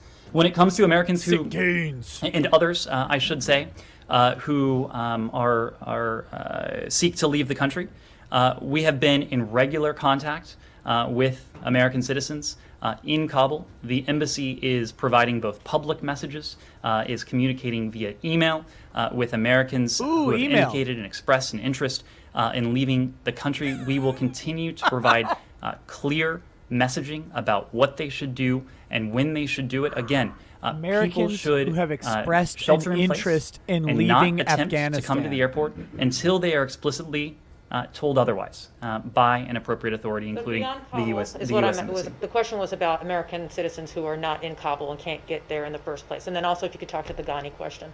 We are going to continue to do all we can to bring as many eligible individuals as we can to safety. When we talk about our priorities, our first priority is always going to be the American people. That is to say, the Americans who are serving and who have served in Afghanistan. That includes private American citizens, some of whom are in Kabul, many of whom are in Kabul, some of whom may not be in Kabul, of course. That also includes our locally engaged staff. That is to say, Afghan nationals who were working in our embassy compound and who have expressed an interest in relocating. We have talked about SIVs. We have talked about so-called P1, those applying for P1 refugee status and P2 status, and then other vulnerable Afghans, people who may be exposed to risk because of the work they've done or merely because of their gender. Kylie. The Ghani question? Yeah, the Ghani The question. Secretary did have an opportunity to speak to President Ghani on Saturday and late last week. We read out that call. I don't think we have anything additional to offer. He knew he was leaving. Did the Secretary have any heads up that the Yes, of president was course he about to leave knew. the country? It was, can't say a it. very fluid situation. It's fluid. The security situation was evolving very quickly. The political situation was evolving very quickly. We'll leave it to President Ghani to characterize what he may have told the Secretary. Okay. Yeah. We will leave it to him to characterize. Yeah, when what he Ghani told does all his the press Secretary. conferences. Please. Is he? There has not been a formal transfer of power. There has not been a formal transfer of power. I guess, who does the United States recognize as the leader of Afghanistan then? So this is something that we are working, again, with the international community.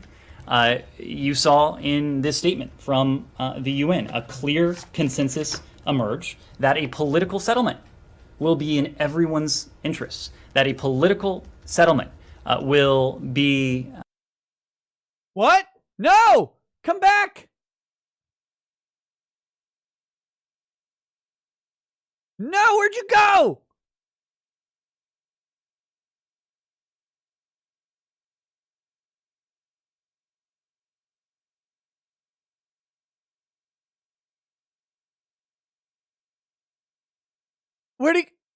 They had to cut it. They had to get that out of there immediately. You can't have this guy up here talking. He just said there has not been a formal transfer of power in Afghanistan. Are you kidding me?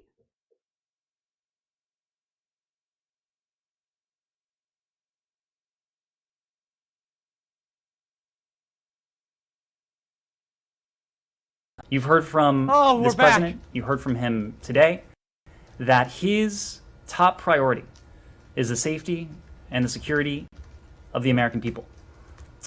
And so we will seek to maintain a presence on the ground right now at the Hamid Karzai International Airport for as long as it is safe to do so. As I said before, DoD is working urgently That's not around a the good clock answer, by to the way. reestablish positive control over the airport so that both U.S. mil aircraft and commercial aircraft can land and take off. The U.S. mil aircraft is important for our SIV relocation efforts. The commercial side of the airport is also incredibly important for the capacity that it would lend for other third-party nationals, for Afghans, and anyone who may not be affiliated with a U.S. government program to be able to leave the country if they should choose to do so. So we are going to maintain a presence on the ground for as long as it is responsible and safe for us to do so. During that time, the Department of Defense, working in tandem with the Department of State, we will be working around the clock to relocate as many eligible individuals as we can. So Rosalind. you don't want to give a specific number at this time? Just So we're not in a position to give a specific number at this time because it is a fluid situation and it will be dependent on the security situation on the ground. The forcing function here, the guiding principle, will be the safety and security of our people. As long as we deem that our public servants serving at HKIA are safe and secure, we will be engaged in an ambitious and an aggressive and around-the-clock effort to relocate as many individuals as we possibly can. Rosalind. I want to follow on that. How many U.S. citizens and possible dual citizens are in Afghanistan? There's a number floating around, about 10,000 or so. And then following on that, yes, the U.S. State Department is committed to taking care of U.S. citizens. I appreciate that personally. But if things really go sideways, is this government willing to not transport any Afghan citizens, any citizens who perhaps are working for NGOs or for the United Nations, and focus solely on getting Americans out? Should people be getting their hopes up, I guess is what I'm asking. One, on the question of how many U.S. citizens may be in Afghanistan. It is not a tally that we keep in the context of Afghanistan or any other country. We have files. The embassy has been in touch with many of these individuals, but it is not a figure that is readily available to us precisely for the reason that you mentioned. It is incumbent on Americans in any given country to reach out to the embassy to notify Oh, yeah, the it's the embassy of their Americans that have presence. to do it. There are many dual nationals who are It's also incumbent part upon- of the equation. it's incumbent upon the as well. people So who we're are not in a threatened with position death give, to reach out to a the firm embassy. figure. When it comes That isn't to there. our It's not even relocation there. efforts, again, we are going to be guided by one criterion, and that is the safety and security of the American people. As long as the U.S. government, calling on all the information at our disposal, deems that it is safe for Americans to remain and to be operating on the airport compound, we are going to be engaged in this ambitious, in this aggressive, in this around-the-clock effort to relocate as many individuals as we possibly You can't even I'll land or a take off couple final planes. questions. Nick Kristof, the New York Times columnist, said basically every person who ever cooperated with the U.S. in any form or fashion over the last 20 years, the U.S. should just round everyone up, get them out of harm's way, and then figure out the visa situation later. Is that an outside possibility? Well, that's a generalization, obviously, but it is not that dissimilar from what we are engaged in. As I said before, there are several different classes of individuals.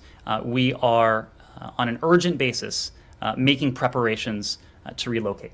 In the case of SIVs, that has been in process for some time now. In terms of other individuals, some 1,600 individuals, not including the 2,000 SIVs, have been airlifted out of Afghanistan on U.S. military aircraft in recent days. We are, of course, prioritizing American citizens. We are, of course, first and foremost, American. Oh no! Chopped again. Who had been serving at our embassy, who are departing the country, private American citizens, SIV holders, P1, P2 applicants, as well as other vulnerable Afghans. We have stood up a task force here at Maine State. It is operating 24/7. It is coordinating the department's planning, management, logistics related to this rather large, rather complex, and undeniably urgent super operation. complex, guys. Really, there it's really are tough. Acting Assistant Secretary Dean. We knew we were going to Thompson, draw the down Acting Assistant Secretary troops of our Bureau of since South Trump and Central was Asia, in office, but it's heading really that, hard to figure out how task to do force. There are multiple subcomponents of that task force. They are all being led by senior department officials. The various lines of effort include SIV relocation, logistics, embassy staff, U.S. citizens, Afghans at risk.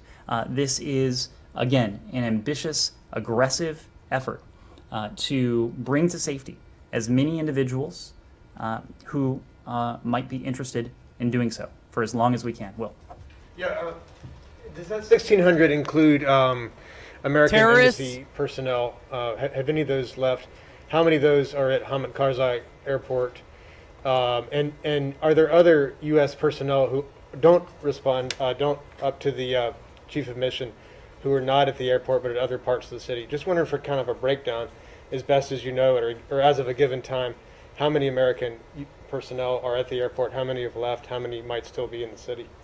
As you know, whether the context is Afghanistan or whether the context is a less challenging, less complex security environment, we typically don't offer breakdowns like that. As we said last night, Just give a all ballpark of figure. the Americans under Chief of Mission Authority who had been operating at the embassy had been safely relocated to Hamid Karzai International Airport. I It bet is they feel also safe worth at that noting, airport right now that that they our don't have efforts positive to control over. reduce the civilian footprint of our embassy, they did not start last week or the week before or even last month. April 27th, the U.S. Embassy went on ordered departure. Since April 27th, we have conducted several drawdowns to responsibly reduce the size of our civilian footprint. So the size of our embassy prior to that ordered departure was much larger, certainly larger than it was a week or two ago. So Michael this has Tynan been says a couple of phased- very stern emails Again, will keep those we darn don't Taliban offer in line. numbers when it comes to this, but it has been a phased and deliberate drawdown No of U.S. Taliban, personnel. no. I know my colleague at the Pentagon is going to be briefing, so I'm going to cede he has started, so I will cede the floor to him. Thank you all very much. We'll see you Started tomorrow. like 20. Oh, he started like 20 minutes ago. 3,600 total are out, 2,000 SIVs and families, Just- and then the 1,600 you just mentioned. So 3,600. Fade to black, y'all. Quick. End of feed. Oh, no. No, Joshua Moon doesn't know what to do when it's the end of feed. Oh, my God. Okay, the Zan Man says, yeah, them girls and stuff, that's what happens when you live on purely idealistic BS and forget the world isn't a nice place. The world isn't fair, and there's simply people and cultures out there where it'll never be fair. Can you imagine? Like, can you believe this? I mean, I know we can believe it. Let me rephrase. Can you believe that we can so easily believe this? That's what's got me. That's what's got me. We can believe this because, of course, they're this bad at it. Talking about how it's really complex. It's a fluid situation. Dude, Trump made the plan to withdraw in May. He made the plan to withdraw in May. You didn't withdraw in May. You gave it till August. You had from January 21st until August 16th. It's 7 months. 7 months to plan this.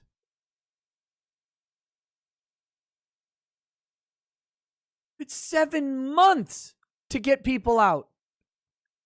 And you didn't. And you didn't do it. You don't get to blame Trump. You don't get to blame anybody. You had 7 months to do this. And you delayed it by 3 months, a fourth of the year. You delayed the withdrawal by a fourth of the year. So at worst, you had 3 months. You knew you were going to leave. You knew it. There was no question. You made the agreement that you were going to get out. And you didn't, though. Why didn't you get out? It's been such a long time coming. It was 10 years ago, right? You didn't get out. Why weren't you planning? I love it. Look, guys, we totes told the Taliban. We told them that they better listen this time.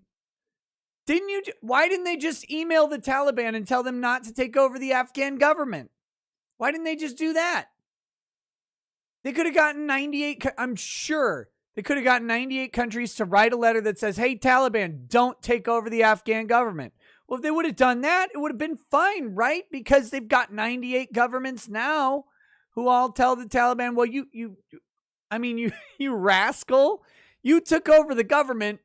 We didn't want you to, but you kind of did. So now, okay, you did it, Billy. But now what we got to do is, look, I know you did it, but you got to promise this time not to violate the rights, though.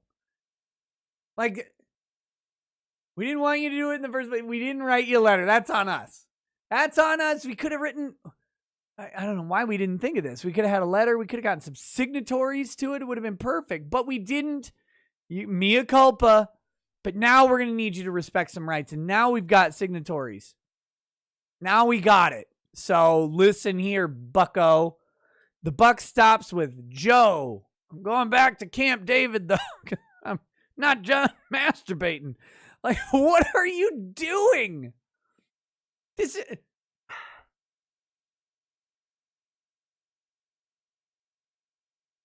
Again, it's a crisis. It's a crisis with a fluid situation with literally thousands of Americans at the airport that they don't have positive control over. Like, even Obama would stay at the White House for this. Like, every president would be like, well, I got to at least, like, maybe they're playing Candy Crush or whatever. Maybe they're doing something else. I don't care. Maybe they're just browsing Facebook or Instagram or OnlyFans. I don't know. But they'd be at least in the Situation Room, right? They just be there because you got Americans in an active military operation to try and get them out from dying. It's all... How many embassy crises did we have while Trump was in office? Because I know that last one, right? The 13 hours one, Benghazi, that was during Obama. Did we have an embassy fall while Trump was in office? Did we have that with the... Oh, was it? We didn't have one, did we? It's weird. Look, I'm legitimately not like a foreign affairs guy. I don't really care. Like, I'm concerned about freedom of speech. That's me. I'm like, liberty, baby. Liberty. That's what I want. I just want to focus on this issue. Like, can we get some liberty here? Maybe a little Fourth Amendment privacy, maybe a little Fifth Amendment due process, and maybe a lot of Second Amendment guns. Like, that's me. But I mean, you absorb, right, this other stuff. And I noticed that there weren't like all these embassy takeovers going on for 4 years. Like, something happened for a 4-year period where this shit didn't happen. And I don't know what it was. Was it maybe the threat of a bunch of missiles?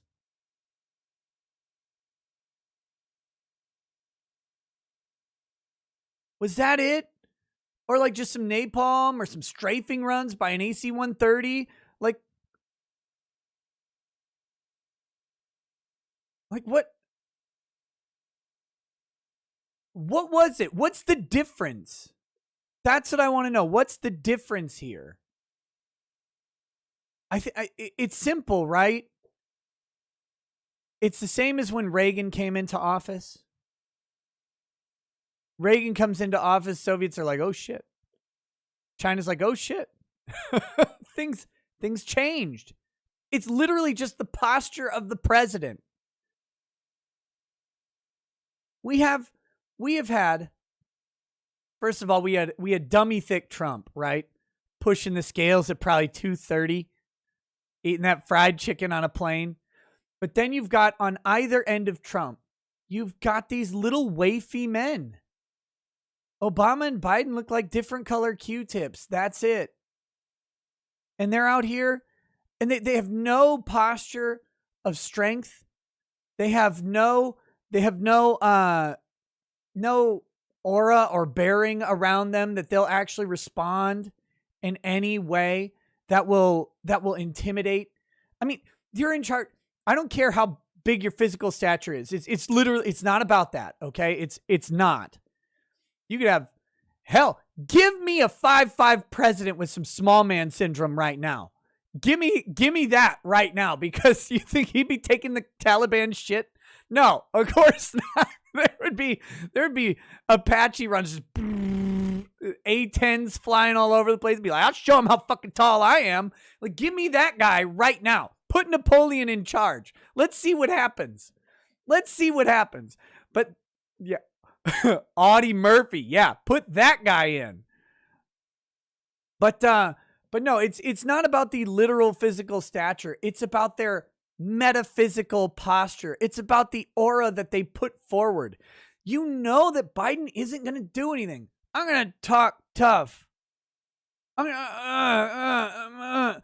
one thinks that Biden, who says shoot a shotgun into the air rather than pump a shotgun into the fucking home invader, is going to do anything on Afghanistan or anywhere else. Does anybody honestly believe right now that the Taliban is worried about an American response in Afghanistan? Of course not. Of course not. Biden wouldn't shoot a man coming into his own home. Why is he going to shoot some Taliban over in Afghanistan?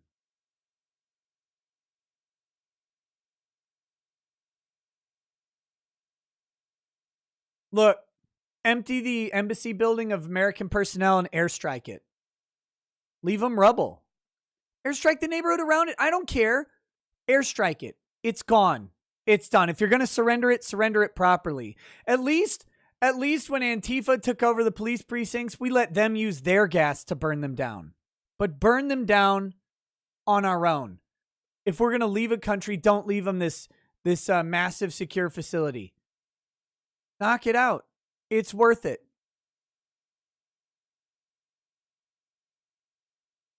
Perception check. So the fairy tale that the world can be fair for all and that everyone can be convinced of that BS comes from a generation coddled in their first world wealth who have never faced real suffering or inequality. You're right. It's absolutely right. You've got a generation of people who are told that microaggressions are real. And not only that they're real, but they're traumatic. That inherent misogyny and racism, or latent racism and misogyny, or inherited or generational racist response is appropriate. You've got a whole generation of that. They're like, well, eventually the Taliban are going to respect women. Why would they? Why would they ever respect women? They don't respect Biden. Why would they respect women?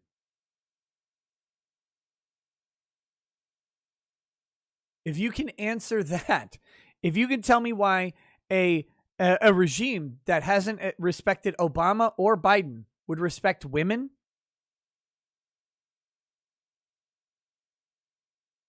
of course they won't.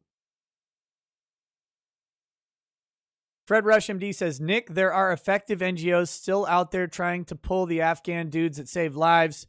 NoOneLeft.org is one of the best. If anyone wants to help, please consider a donation. Thanks. Look, that's who you need. You can't rely on the government to do it. you have to have an NGO. Go do it. Go do it. Those are our people. Like, again, no matter what you think about the Afghan conflict, no matter what you think about our waste of 20 years over in this country, it doesn't matter. Those are still our people, and that matters. That matters. Those are still Americans, and our government has failed. It failed them. Tall Skinny Geek says Biden can do more push-ups than the Taliban. I don't know about that. I don't know about that. Get Dick on this chat. You want his hot take? Look, what the hot thing that you want from Dick Masterson is not really, that's not in my interest. But I'll show you what we got here.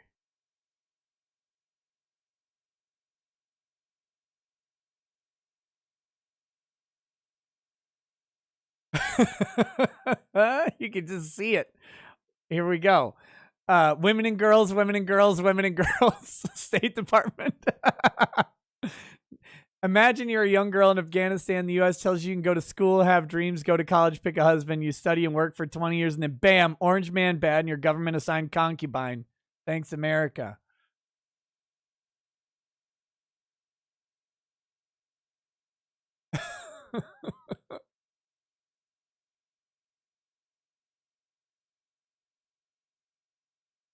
Oh, wait, look at this. Look at this. Dick posted, the Taliban is a private company. They can do whatever they want. Violated community standards. What are we even doing here? What's going on anymore? Oh, you don't see it. Shit. Sorry. I had the wrong screen up. I'm dying. Here we go. This is a Facebook post, obviously.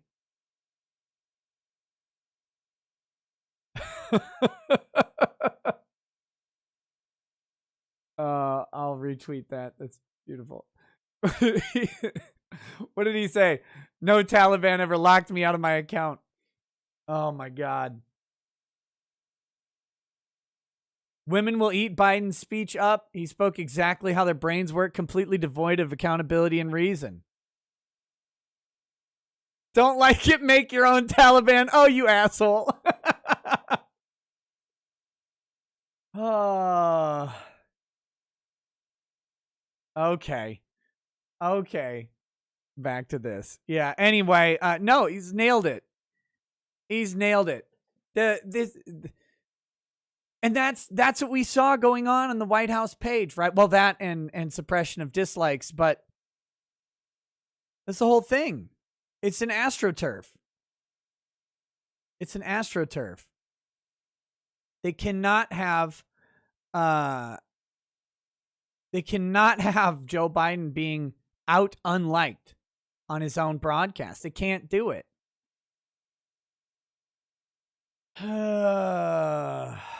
Okay. I'm going to read through super chats, and then we're going to wrap up this daytime stream. Thanks for turning out for it. There's some pretty interesting super chats. If you want to hang around, I'll add comments as we go. Alan Robertson says, more likes, people, please. Maybe we can have him drunk before Biden shows up. I said I wouldn't drink, and Biden drove me to drink. He made me break my own promise harder than he broke his. DB13 says, all those likes on stream are ANA generals approving Biden's new plan for Afghanistan, Operation Child Sniffers. Oh, God. Jason Schreiner says, I think you might be onto something with the dislike suppression. 3072 before I click dislike, 3072 after. Scotty Rampage says, guaranteed he blames Trump. Of course he did. The amazing thing is he blamed Trump, but he also he blamed Trump for both things. He blamed Trump for not pulling out earlier, but then when he had to admit that Trump tried to pull out earlier, so he blamed him for trying to pull out earlier. Like, it was amazing. It's amazing. 2,000 likes. Nope, hell nope. No, we're at 2,976 likes. 77 now. We got 20 likes, 21 likes to go until I'm at 3,000. It's amazing.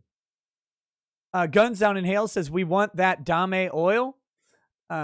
Maybe it's damn oil. Rich Clark says, Ron Paul was right. Damn the neocons. Eddie Spaghetti says, Jihadi Joe confirmed. Oh, no. Mario Carter 13 says, we did it, Joe. Beta Biden. Ruthless Skate 15 says, Twitter will eat Biden's speech up. Just you wait. Of course they will. Of course they're going to. Yes. I'm getting the 3,000 like drink ready. I am. Look, I'm a man of my word. I've been drinking every 500. This is terrible. I'm going to have to make Lady Rackets drive later. You know how I feel about women driving. The same as the Taliban. Barnett says, you can see the deaf lady barely handling all that bullshit and the hand gestures. Linda Marie says, you called it. There's no hope for the Middle East with Biden. Dude, it's if you're an American in a Middle Eastern country or slightly farther Eastern country, because I don't think Afghanistan's technically Middle East, get out. Get out.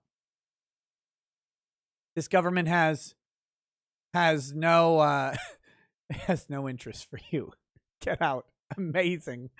Get out now. Flamethrower 82 says, in order to prevent another terrorist attack. Yeah, again, don't let Biden get you out. Get out on your own before Biden is unable to get you out. Guys, I'm still, my mind is still blown. My mind is still blown. They have admitted several times today, they don't have control of the airport where the United States Embassy staff is. They safely and securely have been transferred to the airport, but we're working really hard to get positive control around that. Excuse me? I'm sorry. Wait, what? You moved them to a location and you lost control of it? How are you going to get them out? They're better on buses. Just get a private bus to Pakistan.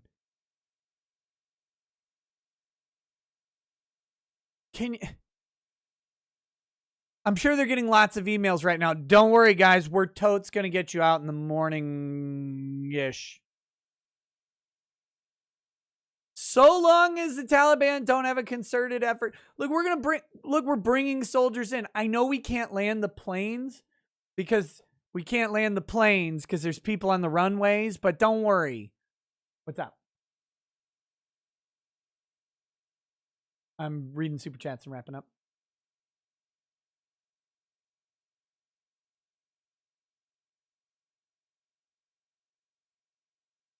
Very healthy.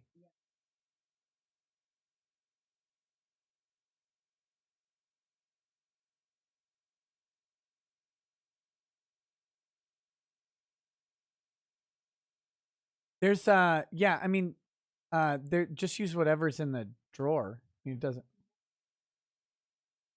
Yeah, you can mix and match.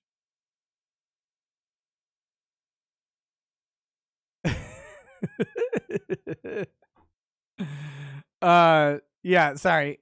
Apparently I have to go and help make dinner in a minute, which is good because our kids have stuff this afternoon. But this evening. Okay, so back to this thing. Flamethrower 82 says, in order to prevent another terrorist attack, we should be building our defenses. Stop creating conflicts overseas. True. Don't create conflicts overseas. Again, don't send our soldiers over to die for 20 years. Don't do it. Glass and leave. But when you leave, the problem with that argument is that ship has sailed. That ship is long gone. We didn't leave. We stayed. Now you have to manage the reality. And Biden owns the reality of the Afghan withdrawal. Well, it could 5 years ago, 15 years from now. Stop making excuses. You own this withdrawal. You chose it. Buck stops with you. You've done it poorly. You've done it terribly on this. And that is horrifying. That is horrifying. Like, you can't just say we should have been out. Well, yeah, okay, but we're not. We're not out. So now you have to deal with the present reality, not talk about what should have happened. Mario Carter 13 says, the buck stops with the other guy. That Cheeto man, he planned this. Echo Chamber Show says, God gives his funniest clowns his silliest battles. Mission accomplished. Unflauming says, with Obama, you became unreliable ally for Central Europe. With Biden, you became laughable, not only for this part of the world. Sorry, guys. No, we know. We know. Matthew Rowell says, the more vodka I drink, the more I can understand Biden. Fuzzy Creature says, we could have spent 2021 defeating the Taliban, go into Pakistan, defeat them there, then leave right after. I would have gone for that. I don't know, man. I'm not huge on going in and defeating anybody anymore. Just stop sending them money. Like, that's the crazy thing.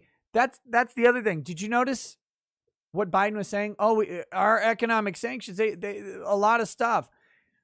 The economic sanction Biden is talking about with Afghanistan, this is the embarrassing thing, is not sending them the money that we're going to send them. That's the economic sanction he's talking about, is that we have the option to not send them billions of dollars. But guess what we're going to do? We're going to send them billions of dollars. That's already the plan. Stop sending this money overseas.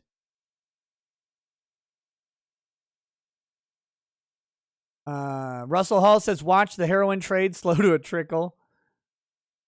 Mario Carter 13 says, Afghanistan over, taking this tour on the road. Andrew Tomashka says, I hope nobody trips over the cord of his teleprompter. Oh, no. Oh, no, not applicable. Says, is every sign language person a spastic? Effing weird? Yes, that is true. Not every person who uses sign language, but all of the like public interpreter ones, they pick the ones who move dynamically and make stupid faces. Because they want to be entertained, right? Like Russell Crowe. Baronet says, meanwhile, Xi Jinping raffing in Chinese. Scott Big Johnson says, didn't Skeletor have 5+ years in power after Bin Laden died? Yeah. He thought we were going to draw down our forces, that idiot. Rogue says, there were 3 instances that could have been taken. 1, never going in. 2, when Osama finally got Minecrafted. And 3, May freaking 1st. Blame game is strong. Yep. Remember, May 1st, if we would have pulled out May 1st, the Afghan president was still there. Afghanistan could have lost Afghanistan if we drew out on May 1st. Instead, America lost Afghanistan by leaving after Afghanistan left. Afghanistan left before America did. Amazing. Overkillery says, children sniffed, Afghanistan effed. Oh yeah, baby, it's Biden time. Scotty Rampage says, no one has asked you to stay. They've asked you to leave with a coherent plan. Your international influence is currently junk. Yes. Correct.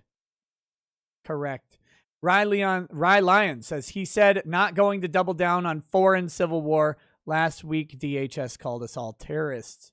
Larry Franchek says, if China has any brains, their boats are on the way to Taiwan right now. Mario Carter 13 says, Afghans grow great with my nap. Joe Beta. The anime guy says, send him to Afghan with a knife and a survival kit. Don Pedro says, Biden said we paid for everything for the Afghan military and gov to operate, including maintenance and salaries, and they failed. So the message is, if you give people free stuff, they will fail. Yes. Wandering Space Nomad says, the abandoned military hardware, well, Russian R&D is about to get some new toys. Yorgamund 07 says, if they attack U.S. personnel, our response will be swift, just like it was swift at Benghazi. Ouch. Baronet says, by Allah, I will give you a taste of my shoe. Aaron Behringer, 417 White House video is at 3,400 likes to 3,400 dislikes. The desperation is real. Guys, they had 100,000 people watching, and they got to the same level of likes that we did. 100,000 people viewing the video, and they could only AstroTurf like 4,000 likes at the end of the day. Russell Hall says the buck stops with Biden equals goodbye petrodollar. 200 Watt Studio says he knows he effed up. He's protesting too much. Taliban don't negotiate. Trump understood they only understand strength and might. Joey don't. Yep. Adam Wofford says the White House doctor has come out saying that Joe Biden should sit down and resign to end his time in the White House, or he will. Amateur Ant says Biden's next operations are Operation Diaper Disposal and Operation Sniff Every Minor Girl in Sight. Don't be a bigot. He also sniffs minor boys. Ascended President Not So Handsome Jack says it always disgusts me when a Dem says God bless. Flamethrower 82 says, so he accidentally admits we've been playing World Police far too long now. We've been playing World Police since WW1. Kikagazumi says he said there was never a good time to withdraw, so why didn't he stick to the plan brokered by Trump? That's the question, isn't it? Because he couldn't. He couldn't. Biden's policy is literally undo everything Trump did. That is his entire platform. So Trump had a May 1st drawdown date. Biden could not have that be the date. He could not have it be the date. It goes against his own platform. Human Crouton says, Joe says Trump lowered the troop numbers, but for some reason the Taliban didn't attack when Trump did that. Wonder what changed between then and now. Spike Strat 13 says, why didn't they go after the money that supported the Taliban and other terrorists? Because money goes to terrorists all the time. They want it to. They want it to. Agrilus says, can we get a congratulations to Ethan the Gunt Ralph on his second child and a 2,000 likes drink? Wait, Ralph's got a second baby on the way? Nick Cannon up in here. Larry Bernard says, slow Joe Biden took Trump. Wait, is Pay pregnant? Is that what is going on here, Ralph? Ralph, didn't you learn from the last one? You got to wait. Secure that bag before you start pumping them in. No. Larry Bernard says, slow Joe Biden took Trump's withdrawal plan, made it worse, blamed Trump, and said it was the right thing to do. But hey, no mean tweets, am I right?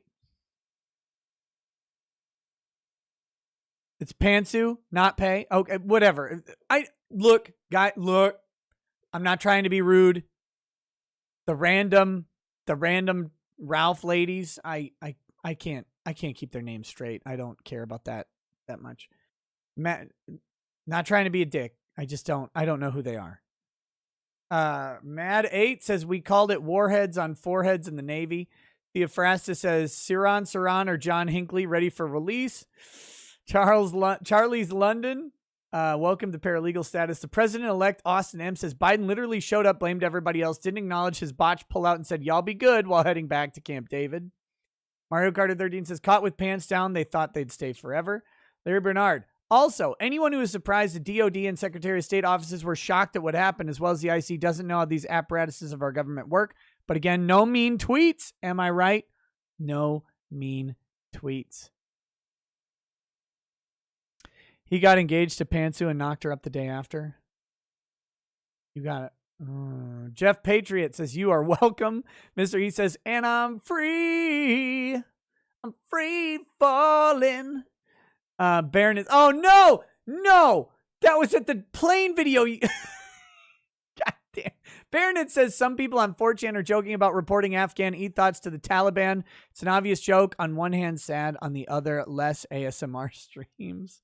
Charlie London says, isn't it funny all the SJWs who argue for equality from the comfort of their armchairs are quiet now? See how quickly they sign up to help. Jason Schreiner says, sad to see them hanging on the plane, but all these men left their women and children behind in hopes of getting themselves out. Ducey says, check show research for Psaki being off. Is that real? That can't be real. Where are we going?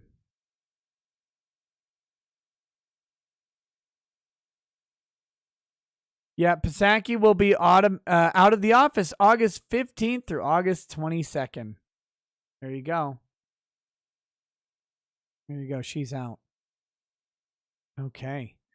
Red Guy says 24 minutes late. They are trying to be later and gayer than me. That's correct. Larry Bernard, the Froggy Minds from Froggy Bottom. Who are you going to believe? Us or your lion eyes? Classic State Department. Mariner 1712 says, Nick, the Taliban know all of this. It doesn't matter. Yep. No, I get it, but Not Applicable says, who is this effing ball polisher? Larry Bernard says, Haiti has a hurricane blowing through after the earthquake. Lol, this is going to be an epic month for federal government failures. Randy Butter says, I want off the ride, Nick. I want off the effing ride. You can't. You're stuck on it. Inferino says, pivoting so hard. Is this guy's name Lever? Buck Fiden says, what? What? So what are they threatening the Taliban with if they don't comply? Going to war? Clueless. Literally, yes. We're going to send them back in. If you don't. Man. Baronet says, Nick, watching this shit show is only sunk cost fallacy. Is your government. 1776 needs to commence again or the earth will be ruled by China. Russell Wallace Warren says, Article 99 UCMJ. I don't even know what that is. Sentinel Rex says, Haiti will be used as a shield to draw eyes away from Afghanistan. The Clinton Foundation is salivating over its next billion-dollar disaster-related paycheck. Hope the left got what they voted for. Colfe, 2A wannabe Hunan Muhammad says, Biden felt a connection to the Afghan government officials. He understood they wanted to move their wealth out of the country. He would do the same. Oh, come on. The anime guy says, oh, FFS, they don't negotiate at all. Nuke them all. Larry Bernard says, this old guy is doing actual journalism. Holy crap. Joshua Vidrine says, we don't think that they will do that. I will take this opportunity to dodge your question. And Eric Bloodaxe says, in conclusion, we are not a serious nation. Mr. Biggles says, Afghanistan's heart must be breaking. Imagine being in a relationship for 20 years just to find out you are the side chick and Haiti is the primary. Nikki Ray says they should do yes, no questions from now on. It'll clarify a lot more of this bullshit answer he's giving. The Buzz JC says, just tell Biden, or tell discount Ben Shapiro the Taliban is incapable of supporting human rights. Yeah, that's the whole point of the Taliban is like conservative Islam is the way. I mean, they don't believe in rights for women. They just don't. Baronet says the Taliban can't wait for their LGBTQ education money from the USA, just like Pakistan. So inclusive, much diverse, empowering women in burqas. Kuro Mythos says, man, do I miss the days of old when the U.S. did not deal with terrorists. Brown Guidance says, no concern for boys. Have they heard of Bakabazi? Genshiken 2006 says, Nick, Tim Pool reported earlier that China's media has reported they will take Taiwan now and it will fall in hours and the Taiwan's allies will not come to the rescue and neither will the U.S. Would we? Should we? I don't know. Would we do it? President-elect Austin M says, put $1 billion on the embassy. Gotta beat the Moab to it. Super Iron Bob says, we went to Afghanistan for 20 years for women. Moving the date by 4 months was an obvious ploy to the Taliban to delay until the fighting season ended. Baronet says, I need a how embarrassing. Super Iron Bob says, where's Psaki? She's on vacation. Eric the Red says, State Department learned to code burqa face. 200 Watt Studio says, Andrea Mitchell looks like she's going to vomit. She's regretting her Joey vote in advocacy. Andrea, why would you put faith in a politician? Stephen Cooper says, you'll lose your head over the Afghanistan summer vacation packages once we sort out their airports. Stop. Not Applicable says, who refers to future corpses as the women? Damn. Larry Bernard says, many weeks ago, lol. Hughes says, I don't remember the question anymore. Me either. Mark Peterson says, now we can spend another $1 billion to replace all the equipment and munitions left behind. 200 Watt Studio says, we had no rescue plan before now, meaning they had no plan B if things went south. Jesus. They didn't have a plan A. Walter Mellon says, at least they're taking health seriously. Already enforced face cloths for half the population. I bet the people at the airport are anti-vaxxers. Yeah, COVID's not a problem for women in Afghanistan. Nikki Ray says, Southeast Asian countries seem effed. God help us all. Angry Bellsprout says, remember in 2001, Russia wanted to help us in Afghanistan, especially regarding opium fields. Then they kicked us out of Kyrgyzstan for defending opium. I don't remember that, but I believe you. Automata says, smash cut to Biden in a plane full of Afghan girls. 200-Watt Studio says, the State Department kid is Eddie Haskell in every way. Siona Dare says, this guy was hired for his prime skills in babbling along until people forgot the question initially asked. Atris Arana says, I was evacuated during the embassy evacuation in Indonesia back in 97.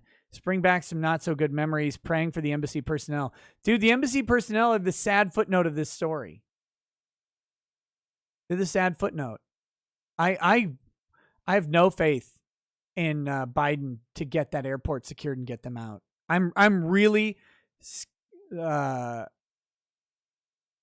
horrifically waiting for the news that the embassy force has been taken from the airport. Nicholas says, got a group of Taliban on 2-day Amazon delivery to the U.S. We got a little bit of a lag spike here. A little bit of a lag spike. It's come back. Andrew Wilhelm says, can I get a family 24-piece question bucket, original recipe, please? Dragon Fist says, what happened to the U.S. does not negotiate with terrorists, lying liberal politicians? Well, that was not a liberal politician who said that. Ascended president, I mean, Bush was what he was, but he didn't negotiate with terrorists, at least. Ascended President Not So Handsome Jack says, what the F is the intern com if their LGBT tally hates them?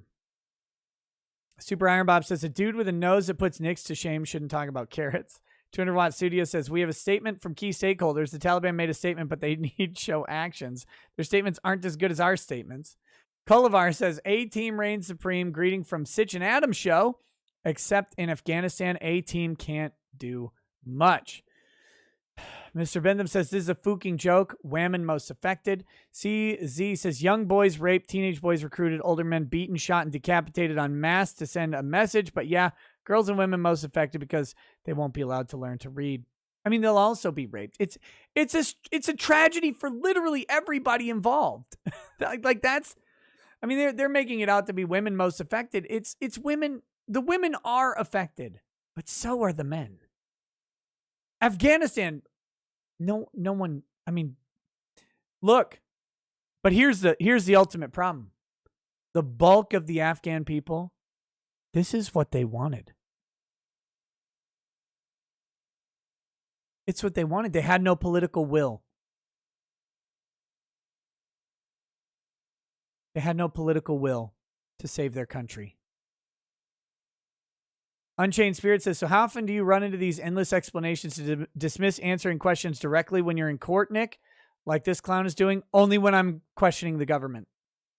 Only when I'm questioning prosecutors and their witnesses. J.K. Wynn says, like father, like son, Joe's pullout game is as good as Hunter's with that stripper. I'm sure your support given will be the same to baby and mom.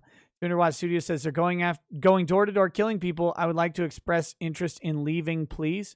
Yeah, it's incumbent upon the Americans in Afghanistan to contact the embassy you abandoned. Super Iron Bob says, F off, we're full.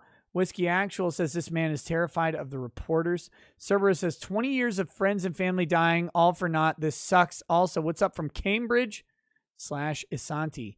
Dude, that's such an awful part of this, is the people who went over, lost arms, lost legs, lost mental faculties, or people who stayed behind and lost loved ones who went over for this. Big Red Bear says, honestly, the U.S. was never going to win in Afghanistan. Russia blasted more of the country than the USA did and ran out of funds faster. All the admins prior to this were wrong too. The empire went too far. Yep. Blow up the bad people and leave. If nothing else, we should have left after Osama, but we should have left long before. Jared Mahaffey says, I'm seeing a 13 hours coming. Thomas Berg says, this level of this failure is definitely not yet completely understood. Give it a week. Flamethrower 82 says, I never heard of Afghanistan as a tourist spot. Baronet says, the situation is very gender fluid. 200-Watt Studio says, OMFG, they should have started the evacuation weeks ago from the outer areas until the last people were in the smallest area. Morons, FFS, these poor people. Jared Mahaffey says, I see a Benghazi coming. What a crapshoot, guided by stupidity. Nivok the Orc says, this dude speaks like a knockoff Obama. Stug says, Loggle Ogle. What are the chances that we, as lovers of freedom of speech, can ban the words voice and responsible from political discourse? None. None. They need those.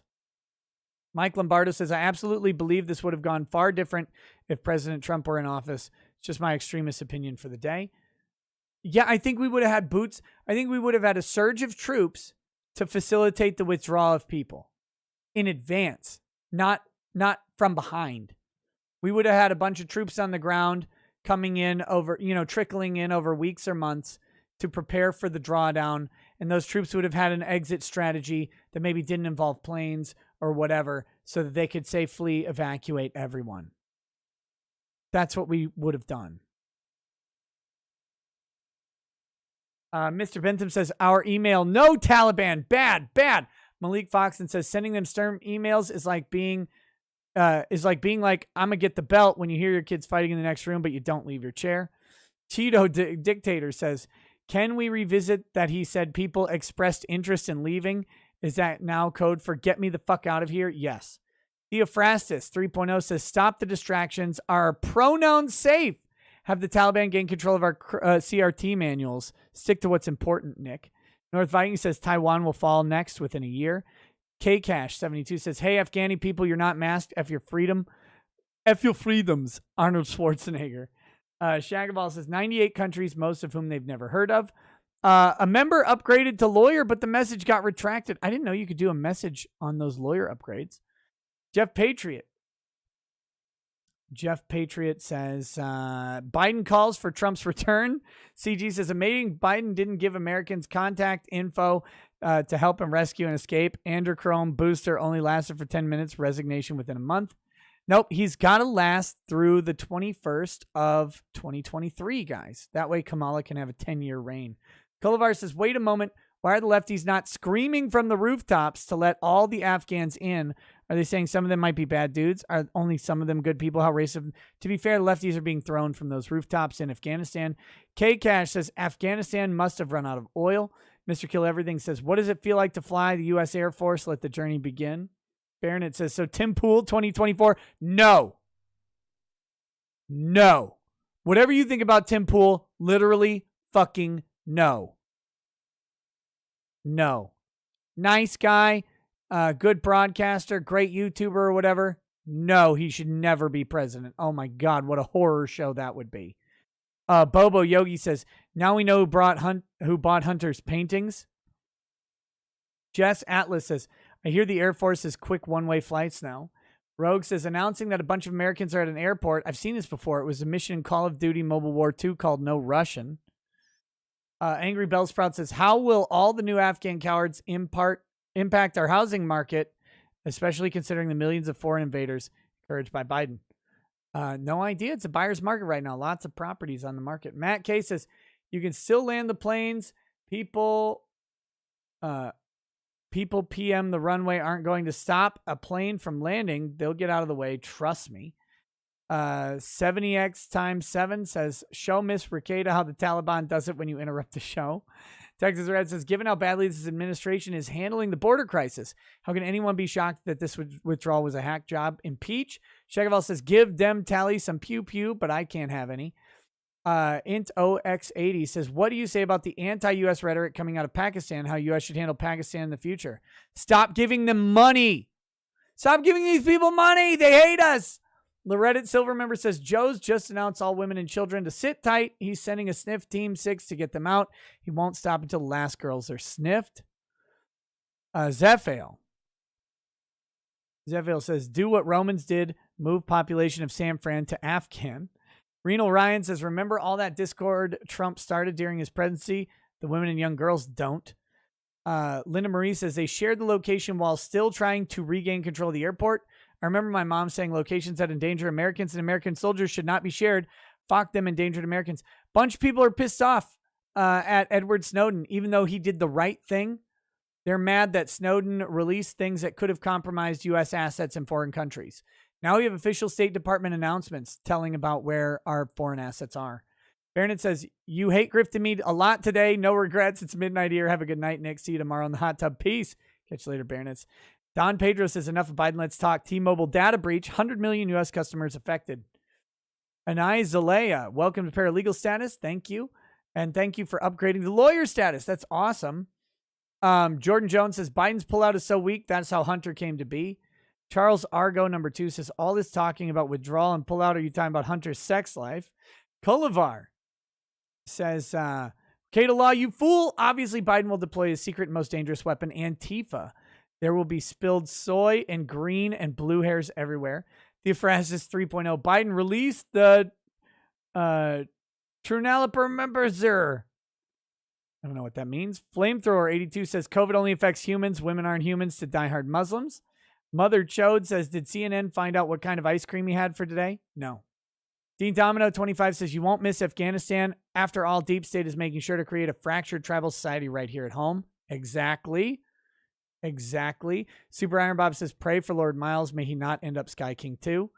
Projects Done Poorly says, they should be counterattacking right now. Destroy the Taliban. They're out in the open. I left the military a year ago. Still got friends in. I don't, and they won't accept defeat. They're ordered to, man. Jackson Kai says, sorry I'm late. Now that they abandoned everyone, did they announce the next 20-year proxy war? Waiting for a theater release. Oh, they're waiting for a theater release on that one. It's coming. Kalinka says, it's like a joke, but sadder. Texas Red says, correct order of operations. 1, shred sensitive documents. 2, evacuate civilians and allies. 3, pull out military. 4, announce end of fighting. Not the opposite. 5, bomb the old embassy building after they take it over. Adam GBK says, it's almost like you called it on stream months ago. Biden wants war. War makes money, I believe was the exact quote. The Mega Wing Zero says, Afghanistan update. Let's talk about Haiti. And then we got a couple justice chats, and then we're done for the night or for the day or whatever.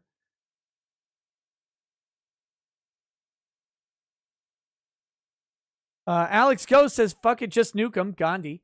Crusader says, good to know that between the forces of neoliberalism pushing for butt marriage, OnlyFans and child drag queens twerking in strip clubs versus Islam, Islam wins.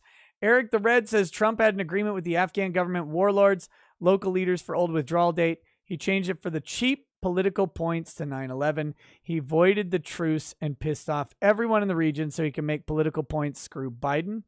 Crusader says, oh, Allah, the Most High, destroy the ones responsible for this, the politicians, the journalists, the generals, and the war hawks. Oh, Allah, most merciful, count them one by one and do not spare a single one of them. Pepsi Man says, I love that Biden failed to mention that he broke the deal Trump negotiated by not honoring the May 1st deadline, moving it back to September 11th. It's all your fault, Joe, not the Taliban or Trump.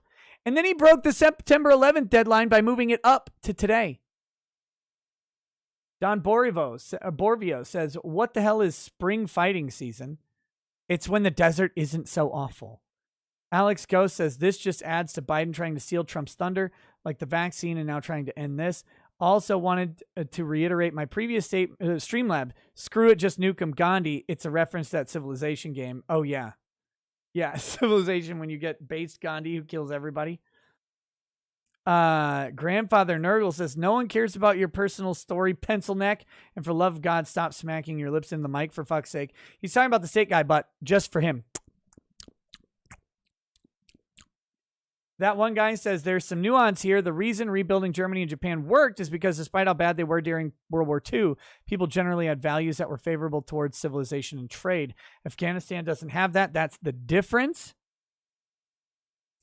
Nate says, Nick, what do you think it does for Taliban recruitment when all the West can do is talk about how the future for women? At least Ahmed acknowledges that Little Mo Jr. exists. Dude, all of this is bad for us and good for Taliban recruitment. We kicked the Americans out. They kicked the Americans out. We didn't leave on our own, guys. September 11th was the date. September 11th was the drawdown date. They kicked us out. That can't be stated enough. Biden got kicked out of Afghanistan. We didn't leave. They kicked us out. Fuck me. Donald Trump says, I created a great deal with the Taliban from the Doma agreement to withdraw from Afghanistan. I have a big ego, but demented Sleepy Joe is horrible. Just had to delay the withdrawal to 9/11. The Taliban use this as a justification for war. There you go. There you go. There's that. Fadaku says, did you see the White House photo op with Biden revealed the existence of CIA Doha station and docks the director? Nope. Had no idea about that. Not applicable says no stream tonight. There will be some stream tonight. It might be on my media channel. It might just be me playing video games. I don't know. I really want to play Solasta. So we'll see. Uncivil Law says, what's up? No day stream invite. Sorry, man. I woke up just barely before the stream, saw what was going on. I had to cover it. I didn't invite anybody, anything. Skeleton says, any world on if Lord Miles got out yet? Have you heard of the legendary lad who went to a war zone for a vacation for the lulz? I have no idea who Lord Miles is, so no. That's it, guys. That's the whole show. Thanks for hanging out. I got to go make some dinner. Catch you guys later. Peace.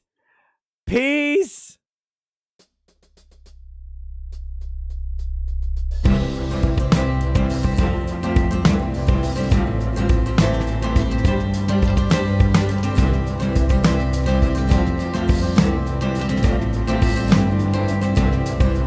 Oh, he drinks a fair bit, but you realize that it just helps get his noggin jogging along. With his glass by his side and his kids asleep tight, we'll hear some law-splaining tonight.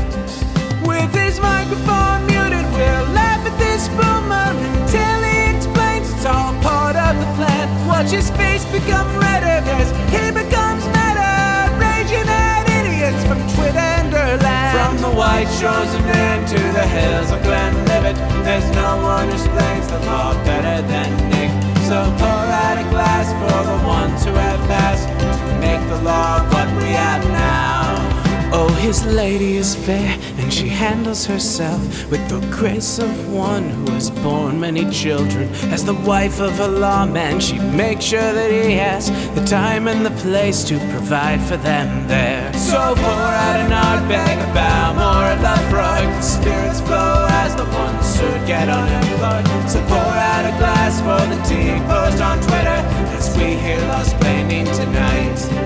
From the white shores of Nan to the hills of Glenlivet, there's no one who explains the law better than Nick. So pour out a glass for the ones who have passed to make the law what we are now.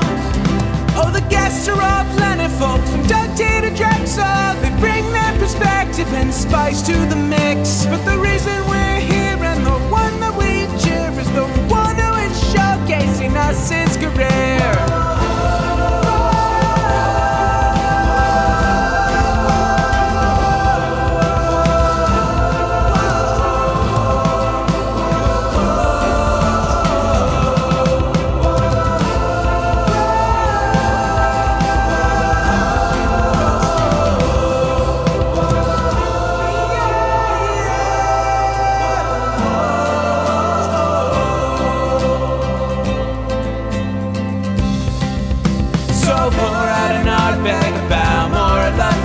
Spirits flow as the ones who get unemployed. So pour out a glass for the tea post on Twitter as we hear law-splaining tonight. From the white shores of Nan to the hills of Glenlivet, there's no one who explains the law better than Nick. So pour out a glass for the ones who have passed